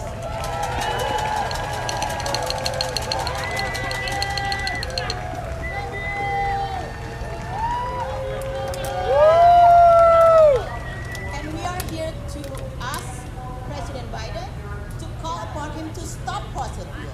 We already heard earlier from Sister Yvette about the impact also to the global south. I am from the global south. My country also I organize Space for Climate Justice for Southeast Asian region, for Indonesia, Malaysia, and find the coal mining industry and coal power plant. So President Biden, a few months ago, invited 40 state leaders from around the globe, and he said he's going to lead the climate action. But is he leading climate action? So, can we call him, please lead the climate action? 2 weeks from now, we're going to have COP26, which is a global climate convention in Glasgow, in Scotland. And this is the right time to say, stop fossil fuel now. Say together, stop fossil fuel now. Okay, thank you.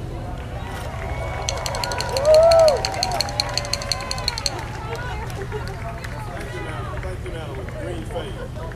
Next speaker we'll have will be Jane Cleve with Bold Alliance. Jane Cleve. Hey everybody, my name's Jane Cleve and I come from the state of Nebraska. Nebraska is mostly known for corn, cattle, and football, but we did something else that I think people all across the nation know us for now. We grew a whole bunch of pipeline fighters. We took on the Keystone XL pipeline when folks told us that there was no hope in stopping it. We took on the Keystone XL pipeline when they told us that farmers, ranchers, and tribal allies and climate advocates would never get along. They would never have each other's back. They thought they could divide us. They thought that the divide and conquer technique that these big oil corporations and political operations often use would work. We proved them wrong. We didn't just stop Keystone XL. We made sure that we stood in solidarity with Line 3, with DAPL, with Jordan Cove, with Byhalia, with Atlantic Coast, with Penn East, with MVP. Some of those pipelines have been stopped, not because of the actions of Joe Biden, but the actions of people on the ground, whose feet were firmly planted on the land in order to protect the water. When we first started the fight against Keystone, we were up against the entire government of the United States, the Canadian government, the Republican Party, the Democratic Party. The only people that were on the front line saying no to a pipeline that was going to risk not only the sandhills in the Ogallala Aquifer, but the land of so many of our indigenous brothers and sisters. The only people that were there saying no were farmers, were ranchers, and were indigenous people. We did not have big name Democratic officials standing next to us. President Obama and Secretary Clinton at the time were for it, but it was because of the power of the movement that we created that stopped that pipeline.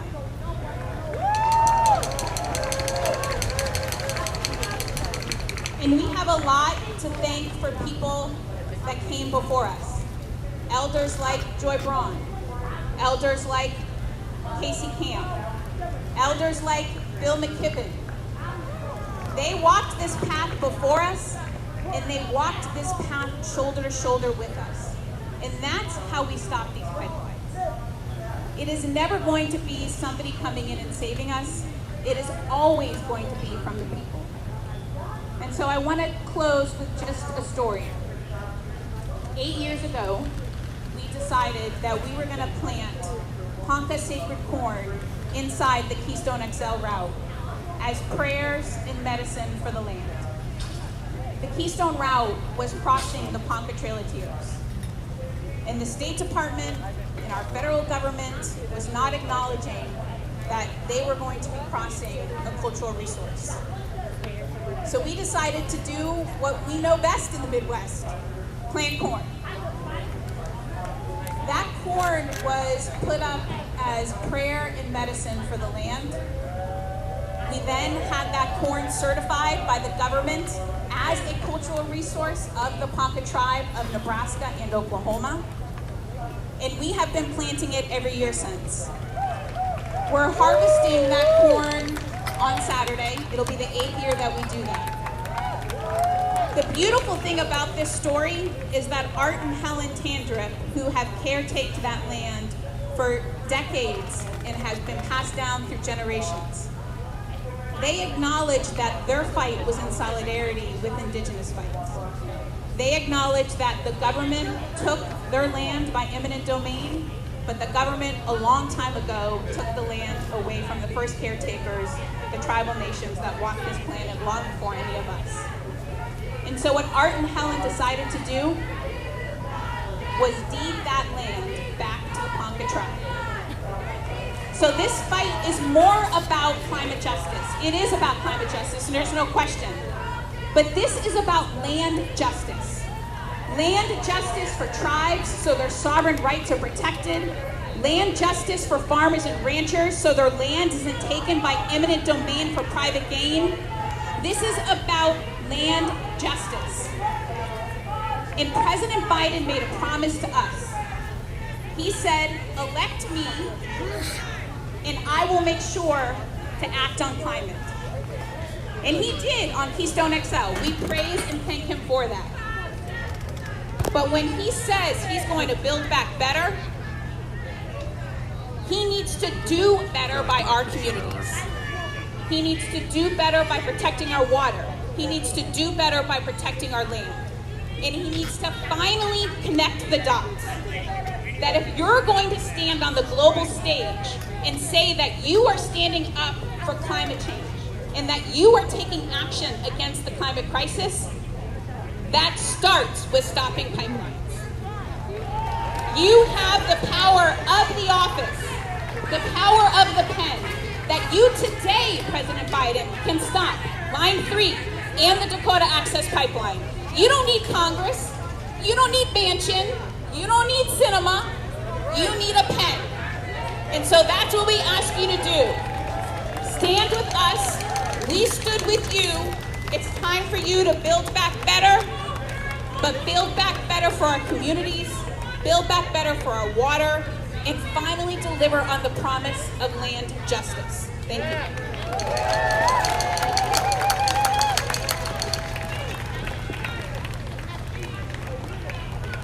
Thank you very much, Jane Claire. Excuse me for my club. They told me that I said it wrong anyway. Just goes to show you how things are. We'd like to invite the rest of our brothers and sisters that have somehow drifted away to come back into the fold, into the circle. You know, yesterday as we got ready to conclude, we formed a circle because that's emblematic of the circle of life, of continuity. That's what a circle is about. We want to make sure that the continuity and the work of our effort is concentrated where we are and where people are, and what it is that we're trying to do and accomplish here today and going forward. So, if I can, and if they're available now, I'd like to have Jim. I'm sorry, we're going to have a song number now. Excuse me. All right, family. So we really want to stay connected to our relatives across the street in a good way. So one more time, we'll just check on y'all. How y'all feeling over there? Strong? Thank you. I think there might be a megaphone over there too. Wanted to give you a chance. I know there's some powerful people and powerful voices. If you want to sing or chant back to us, you can. If somebody is feeling it. So we're putting that out to you. And in the meantime, we're going to go ahead and sing the song that reminds us that we are our rivers. Well, I have the microphone. We have some native relatives here and some carrying drum and they want to carry, and they might offer a song. Those songs are welcome here. And if someone wants to come up and sing one now, powerful thing to put the songs of this land and languages of this land here if relatives are willing to offer a song.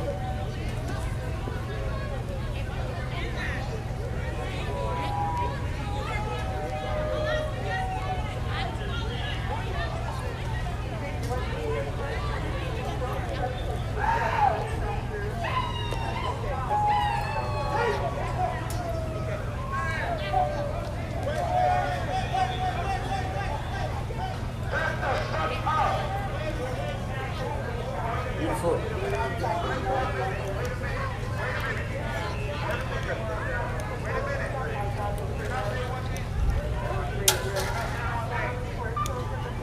All right, family. So I know that everybody curious what's happening. So we just want to get on the same page and let everybody know all our relatives are okay.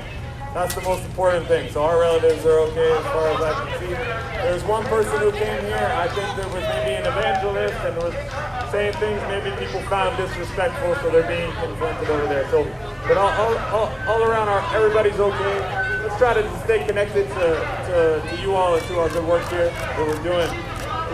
We're going to sing a song for the river that just reminds us that we are the waters that we've come to protect. So let's connect to those words. If we could say the words, hey, show some love for our comrade. Thank you so much for your action. Let's say in one voice, we see you. We see you. We're with you. We love you. Thank you so much. So let's just sing this really simple refrain that just goes like this. We are the rivers, and we are still flowing strong. Sing that with me now. We are the rivers, we are still flowing strong. Say, we are the rivers, we are still flowing strong. We are the rivers, we are still flowing strong. Tell each other that good news. We are the rivers, we are still flowing strong. Sing it to our people across the street. We are the rivers, and we are still flowing strong. Let's unite our voices.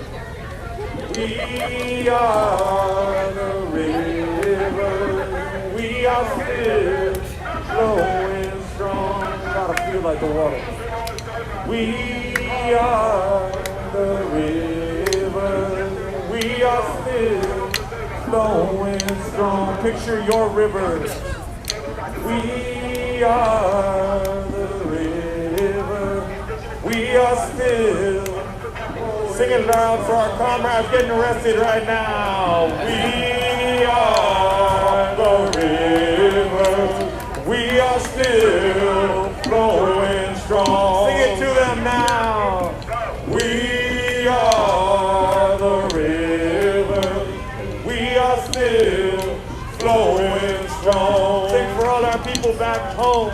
We are the rivers, we are still flowing strong. Sing it for our children now.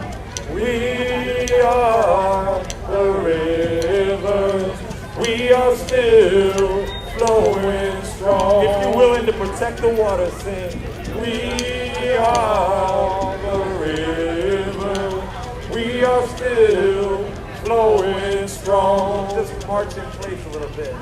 We are the rivers, we are still flowing. Try to feel Mother Earth underneath your feet. We are the rivers, we are still flowing strong. In the face of hate and violence, we are the rivers, we are still flowing strong. That's right, that's why we sing. We are the rivers, we are still flowing strong. To our comrades getting arrested. We are the rivers. We are still flowing strong. For gratitude for their sacrifice. We are the rivers. We are still flowing strong. You put your hand on your heart and feel that love. We are the rivers. We are still flowing strong. In gratitude and courage. We are the rivers. We are still flowing strong. We sing for the elders who teach us. We are the rivers. We are still flowing strong. For our aunties and our uncles. We are the rivers. We are still flowing strong. For our grandmas and our grandpas. We are the rivers. We are still flowing strong. All across Pearl Island we say, we are the rivers. We are still flowing strong. In one voice, we are the rivers. We are still flowing strong. Like a promise to protect the water. We are the rivers. We are still flowing strong. Let's hear y'all across the street. We are the rivers. We are still flowing strong. Let's see if we can hear y'all singing.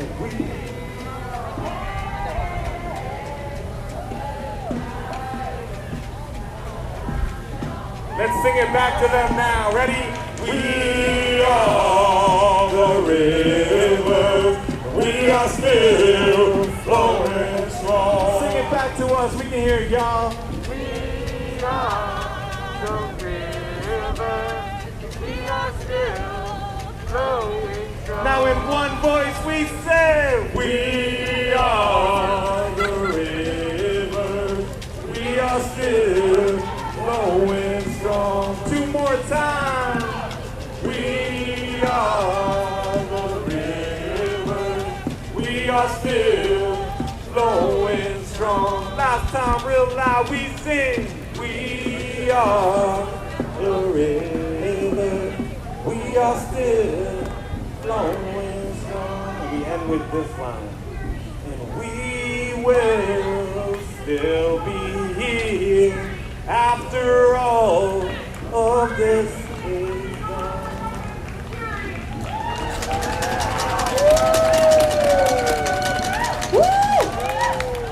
I wanted to take a moment. I know a lot of you aren't sure what was going on over there. I want to take a moment for our children. In Canada, they found over 6,000 of our ancestors, and they haven't even started looking in the U.S. We are on the ground. So many were buried under here to build this place. And I want to take a moment of silence for those kids because we are their wildest dreams. We survived and we are here. And we know we're getting fueled. Let's take a moment and let's sit in prayer and love and silence for these kids. And remember.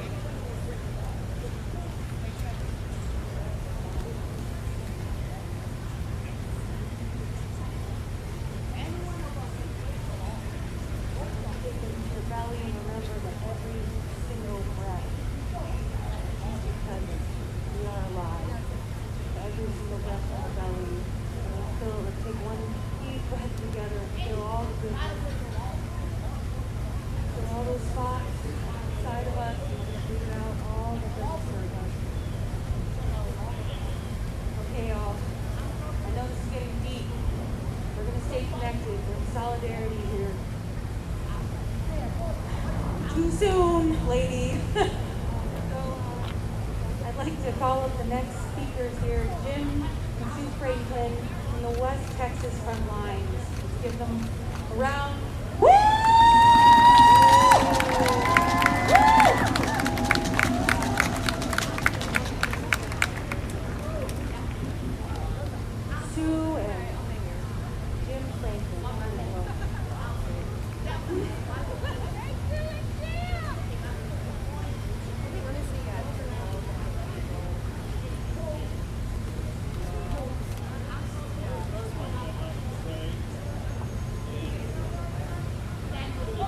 out there. You're not our enemy. I hope you're paying attention to what's being said up here. It's very important. And take it to heart. And when you get back with your other police comrades, talk to them about it. Explain to them what's going on. My name, howdy folks, my name is James Franklin. I live in a little town called Fort Davis. Actually, our ranch is about 5 miles north of Fort Davis. I'm just a West Texas kind of guy. Been there all my life, basically. And I know what, Fort Davis is paradise. If any of you don't believe that, come visit. You'll love every minute of it. It'll stay a paradise. Unless we're invaded by the petro industry. And I know what the petro industry invasion feels like. We were displaced from our ranch in Verhaelen, Texas, because of fracking. And we can sit around and talk about what a dirty industry it is. However, there's a concern that most don't even consider that is equally as evil. It's called fracking. What is fracking? It's a way to expand rock layers to allow the release of petroleum and gas. Fracking is extremely dangerous operation.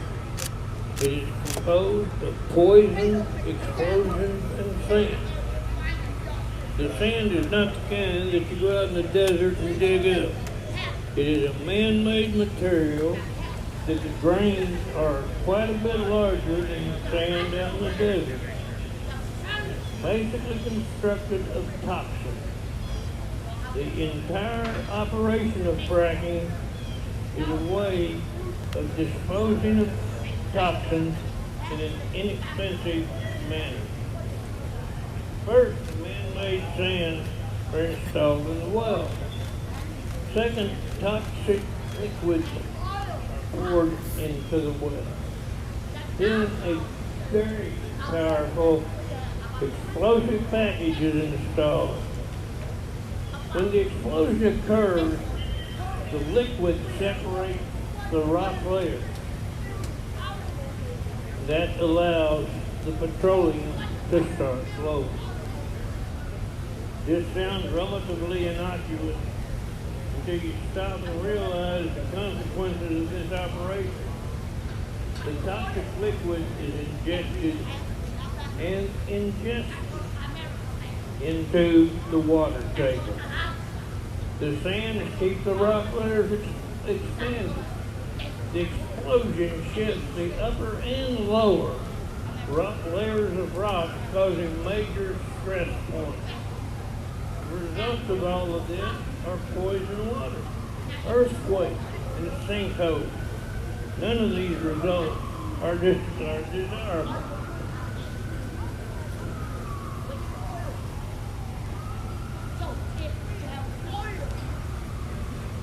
How do I know about this process? Fracking knocked on my doorstep a few years back. Industry conducted this violent process right across the street from us. My wife and I had to live with the health impact of this extraction. We had to feed our home to safe, cleaner, safer air and water. My wife could not even stay in the home while I was staying there maintaining the animals. She had to move 20 miles away to our store in Balmaray, Texas, just to be able to breathe. Most European countries have banned fracking. When are our politicians going to wake up and do the same thing?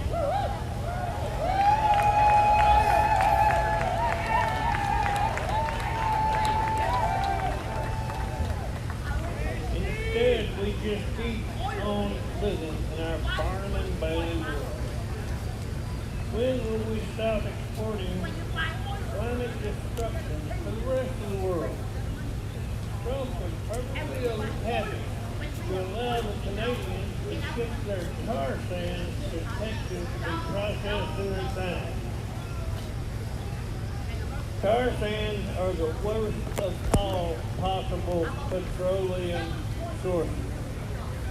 Trump was happy to allow the police and National Guard to attack our indigenous brothers and sisters that were protesting the pipeline construction that was destroying sacred places just so they can pollute the air. George W. Bush allowed exploration in Arches National Park. The result of this experiment is frustration with several destroyed arches. Did you ever wonder how much the average person profited or benefited from this company? The answer is zero, nil, zil, not a single peso. President Biden, you have failed to prove that you're better than Trump or George W. Bush.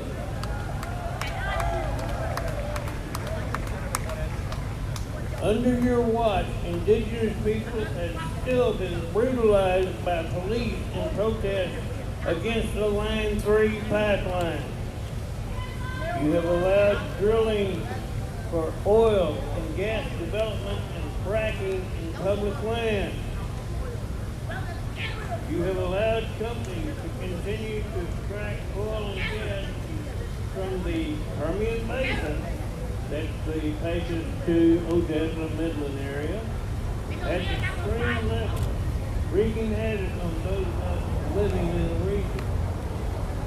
Until just a couple of years ago, Pecos had never seen an earthquake, it never had a sinkhole, but now they do have earthquake almost weekly, and there is a growing sinkhole that would swallow a trailblazing spot.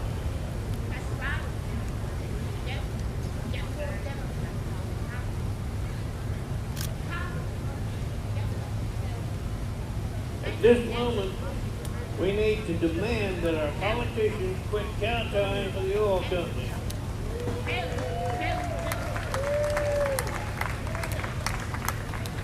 And to the ultra wealthy, and do their jobs of working for the typical American. During the winter of 20 and 21, the company that owns most of the electric grid in Texas allowed the electricity to fail. Most were without power for several days. Some were powerless for a couple of weeks. This is unconscionable. Abbott, our governor of Texas, got a $1 million bribe for keeping this company from being fined. The fine would have ranged up to $20 million. The bribes must stop. Those that represent you, tell those that represent you, start doing their job. We just recently found out that Abbott and the Republicans in Texas have passed a new law that allows them for $150 to not winterize their systems. $150. Hell, I spend that much on going out to supper sometimes. And they just simply don't care. They don't care about you. They don't care about me. They care about that green piece of paper with pictures of dead presidents.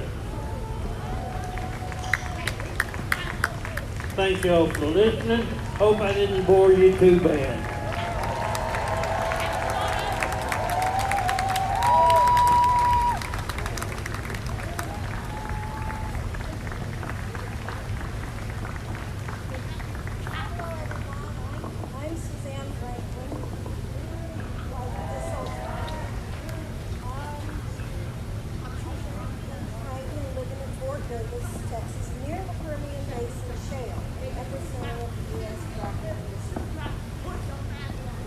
Biden, I have a message for you. You need to do something about the oil industry in Texas. Ordinary people living near the ever-expanding oil patch of Texas are being driven out of their homes. The industry is poisoning us with the SO2 gases released into our air. My husband and I lived in Verhalen, Texas at 204 FM 3334. Go visit the site, you'll see what's there now. We intended on retiring and dying in the future on that range. The oil industry seemed to have the intention of speeding up that dying process. We were surrounded by 7 poisonous gas wells around our range. That location, FM 204 FM 3334, now contains yet 2 more poisonous gas wells. The worst well was called the Red Unit and was less than 1 mile from our home. Mind you, we were told we would never smell any of the gas, but many of the nights I would wake up choking from the stench in my bedroom of rotten eggs, the SO2 smell. We submitted complaints to Texas State Environment Agencies in hopes of having them stem the flow of this horrible gas. But our complaints were never addressed. We were told the site was inspected and everything was in perfect order during daylight hours, I'm sure. This unit was shut down temporarily by a Texas state agency, but only for a lack of signage, not for their levels of harmful pollution. When the inspector went to re-inspect the unit to lift closure, we were asked to come along with her. I guess in hopes of us speaking to someone in charge of the unit. The man who was there was only interested in getting his unit back up. When he was asked if we could please speak to him about the damage being caused to our health, he just sneered and he said he had no authority other than turning the unit back to operation. The reason we were invited was to alleviate the problems we were having and waking every morning with severe headaches, and I myself was having breathing problems. I had never had many health problems before, but the doctor finally had to put me on a prescription called Monteculas and also gave me an emergency inhaler. My health has gotten better, but I have been assured it will not repair itself. The same company eventually put yet another well directly across the street from our house, no more than 400 yards away from our home. The noise and constant glare of light made it most intolerable. When the flare was lit, our bedroom was flooded with light and the flare made an awful roar which could not be ignored. And the flare was lit and burning at least 80% of the time. I was told regulations were that the flare could only be lit and burning for 90 days. Then the gas was to be reclaimed and sent into a pipeline. This never occurred while we lived here. Why? Dozens of loopholes the industry has dozens of loopholes that they can take advantage of. Loopholes which you have the power to address, President Biden. After the media contacted me, I agreed to speak to them and tell my story. I guess I got too noisy for that particular oil company, and they offered to buy us out. We had to sign a waiver stating that we would never speak that company's name again. I have abided by that ruling, but anyone could drive by and see what company it is, as they are required to post signage of ownership and operations. It's not an American company either. It's a foreign company. President Biden, I am truly in sincere hopes that you could use your authority to stop new drilling here in Texas and to help control this raping of our precious, beautiful land, as well as to stop killing our wildlife. I personally found 2 hawks lying dead on the ground near the Red Unit, less than a mile from our home. They were in perfect condition. had not been hit by a vehicle or maimed in any way. I also found one of our owls out there, just dead for no obvious reason. All of our quail disappeared, the deer, as well as rabbits, and even the coyotes cleared out. The entire area was made inhospitable for the wildlife, as well as human life to live there. Our story is but one example of many cases of sacrifice zones of oil and gas production. The chaos, destruction, and harm of the climate crisis happens every day to those of us who have been living in the front line of the fossil fuel industry's fracking and extraction ambitions. That frickin' green dollar in their pocket is all they care about. The Permian Basin, where I live in West Texas, is a global climate bomb that has not improved since you've been in office, Mr. President. It is one of the worst sources of methane greenhouse gases in the world. Currently, the Permian Basin produces nearly 5 million barrels of oil per day. That extreme amount of production does not happen without harming residents like myself. The world is watching, President Biden. Please, please do something. The people out there are dying. You could not pay me enough to live in Odessa or Midland, Texas. The smell is so horrible. You can't breathe. When we leave our home up in Fort Davis, just to go to Odessa to see a specialist doctor, it affects both of us. We immediately get headaches. I get to where I start coughing and can't breathe. Please, Mr. Biden, please, please, fix this situation for our people of this nation. Thank y'all so much. Thank you. Round of applause for our relatives in Texas. Thank you for being here.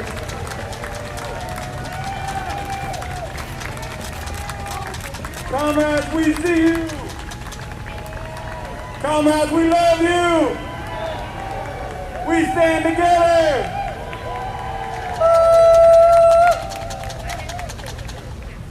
So we have folks coming from all over the place, and it's so beautiful. I just want to thank you all for honoring their words, for being out here for a long time. We have comrades who have come a long way, and they're standing. It's hard to stand in one place, a lot of hours, but we know that they're strong. We believe in y'all. We thank you for your witness, for your action. We also know you got strong voices. So Krista, I know you over there. I know you still witnessing. Make some noise for our sister over there with that powerful voice. You want to see if we can hear you over here? You want to lead us in a song or a chant?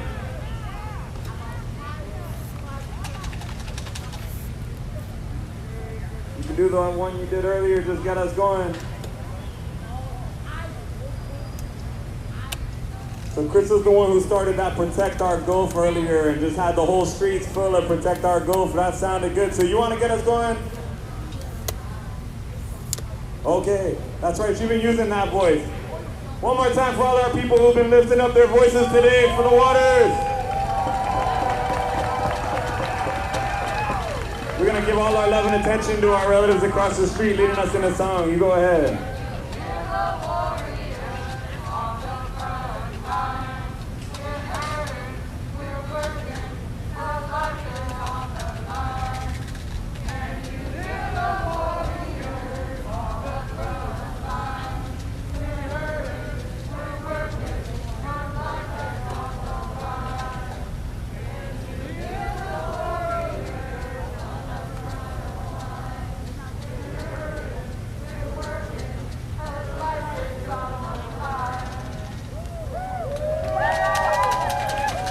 Make some noise now, thank you!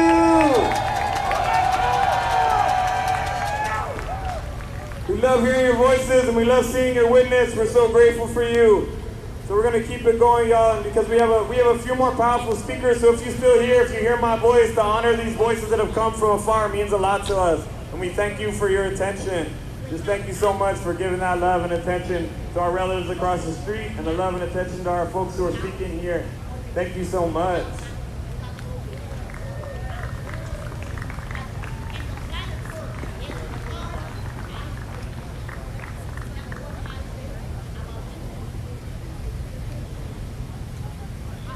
We also, as we get ready for our last speakers, we have someone also ready to share a song with us. So we have some beautiful art and culture coming up. We're holding space in a good way with each other. We're with you all. All right. Next speaker we have is with Friends of the Earth from North Carolina. Donna Chavis. Come on, sister. Talk to us. I have to say, I want us to start with the chant as well. The people united will never be defeated. People united will never be defeated. The people united will never be defeated.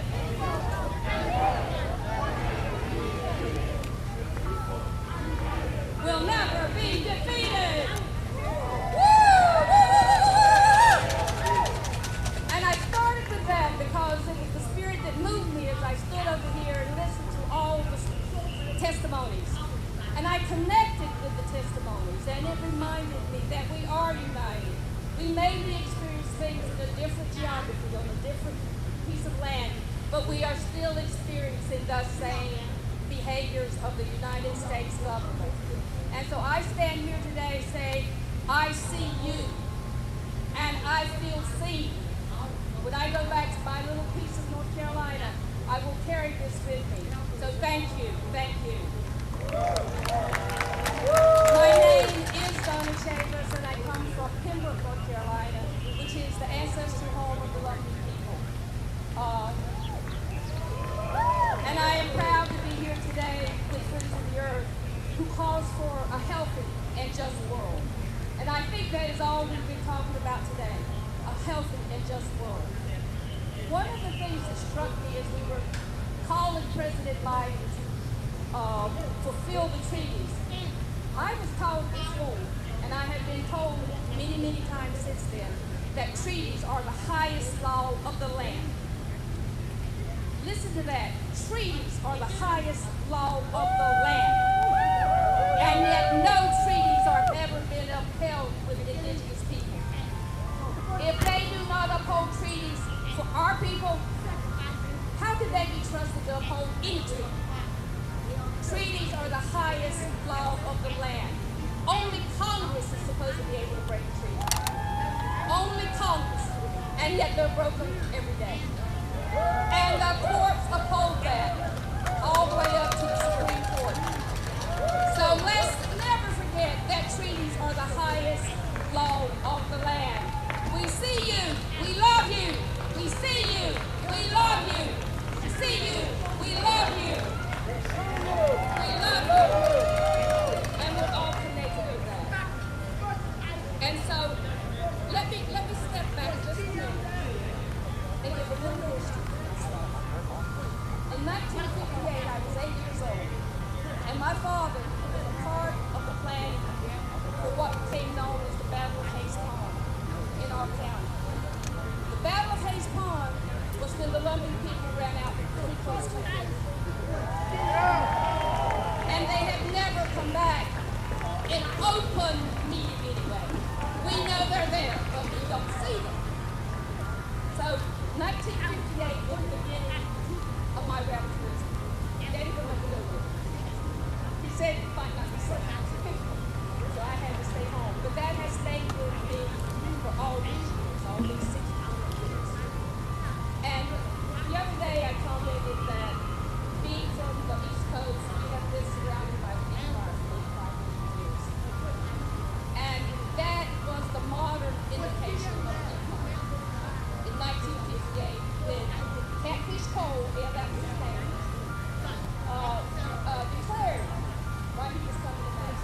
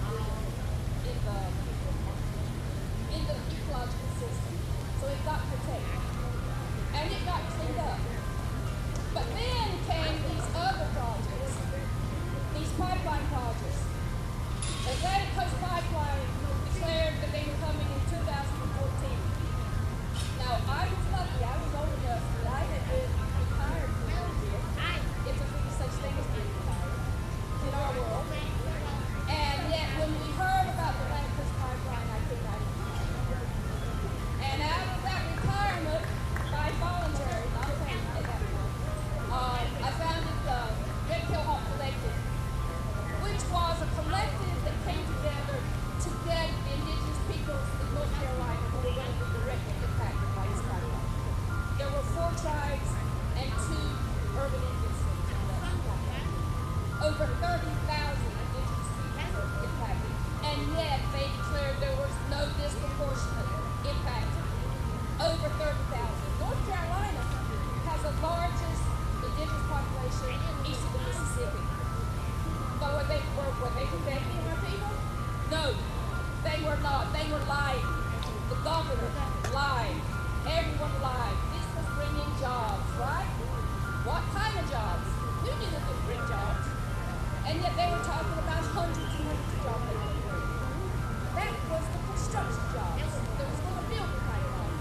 When they got their water permit from the Department of Environmental Quality, they came out with a statement that there would only be 12 permanent jobs all along the 600-mile route. 12 jobs when they were talking about hundreds that they had sold their bill of goods. Hey, you can't imagine how angry that made me. They put a fire up under people. We love you. We see you. We love you. We see you. We see you. We see you. We love you. But that put a real fire over the people. And Atlantic Coast Pipeline was the culmination. Yes, on July 5th, the new Interdependence Day, July 5th. Remember that every year. Celebrate Interdependence Day. Dominion Energy canceled the ACP. And this only happened because of the people standing together. The people united will never be defeated. The people united will never be defeated.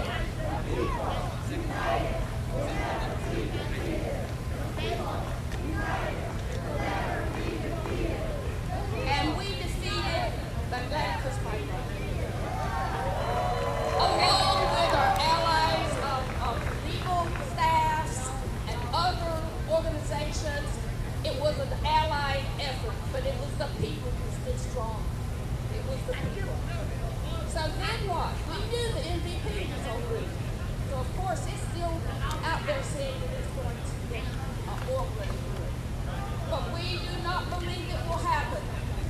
We will stand strong. And I saw the t-shirt yesterday that said ACP and Dominion. It goes back to 2014. Both of those were announced. And Dominion and Duke are part of all of that. So we will stop that. But what we are looking at now in our county is a liquefied gas, 6 billion cubic foot liquefied natural gas facility. Right in the heart of the Wakulla community, which is 100% indigenous. Wakulla is a catchable word. And I learned that from a freshman student who came up and visited. He was so excited to see it.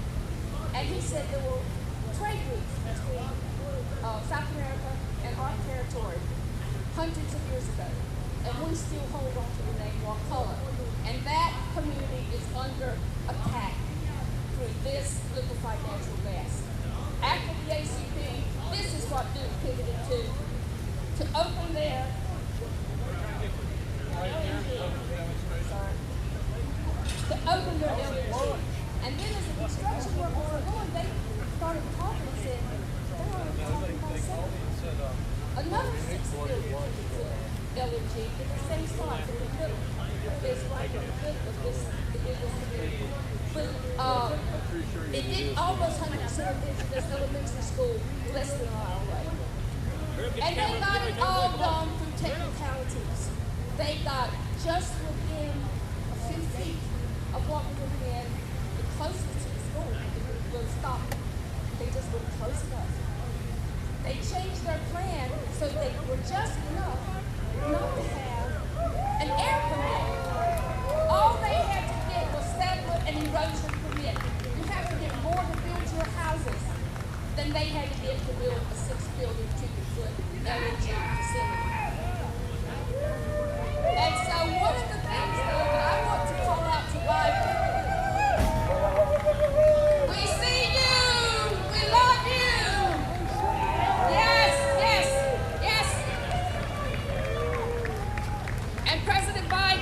That is our comrades we're saying we see and love. Don't misunderstand those words.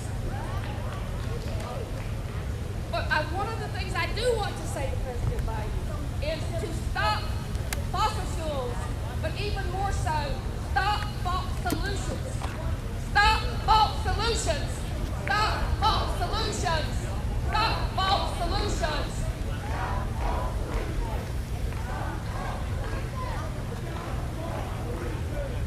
What is happening now in North Carolina and across this country is the development and escalation of the wood pellet biomass systems and the factory farm methane. Listen to that word, methane systems.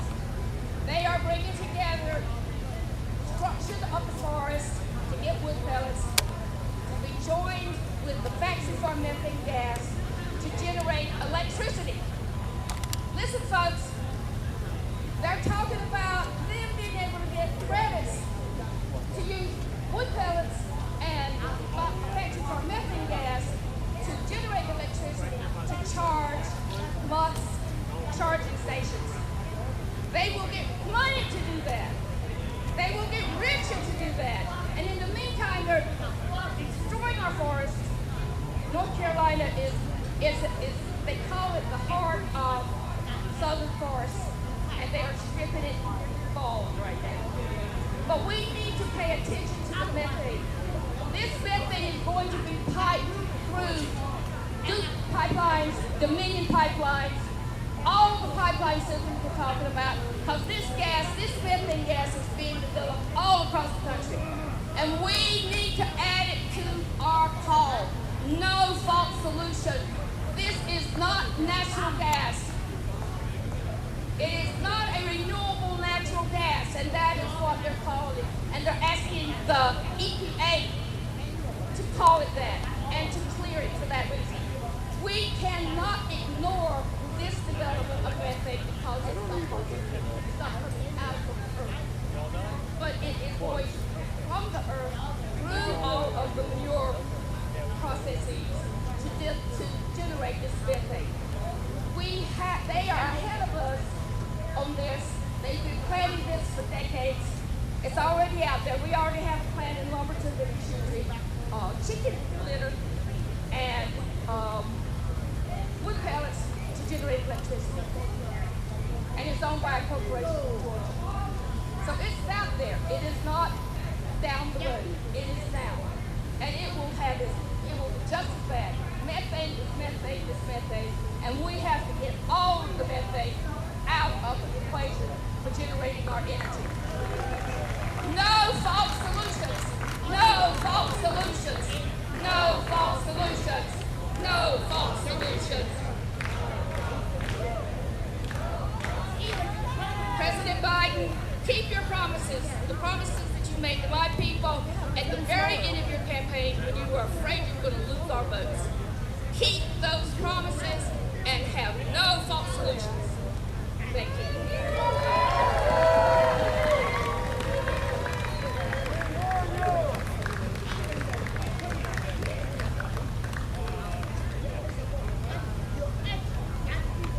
Thank you very much. Thank you, Donna Chavis, with Friends of the Earth, North Carolina.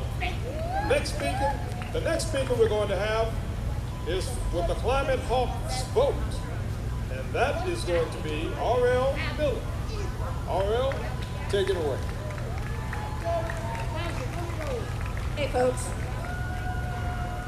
So, I drove all the way from Ventura County, just west of Los Angeles, to bring you this message from California and the front lines and the future.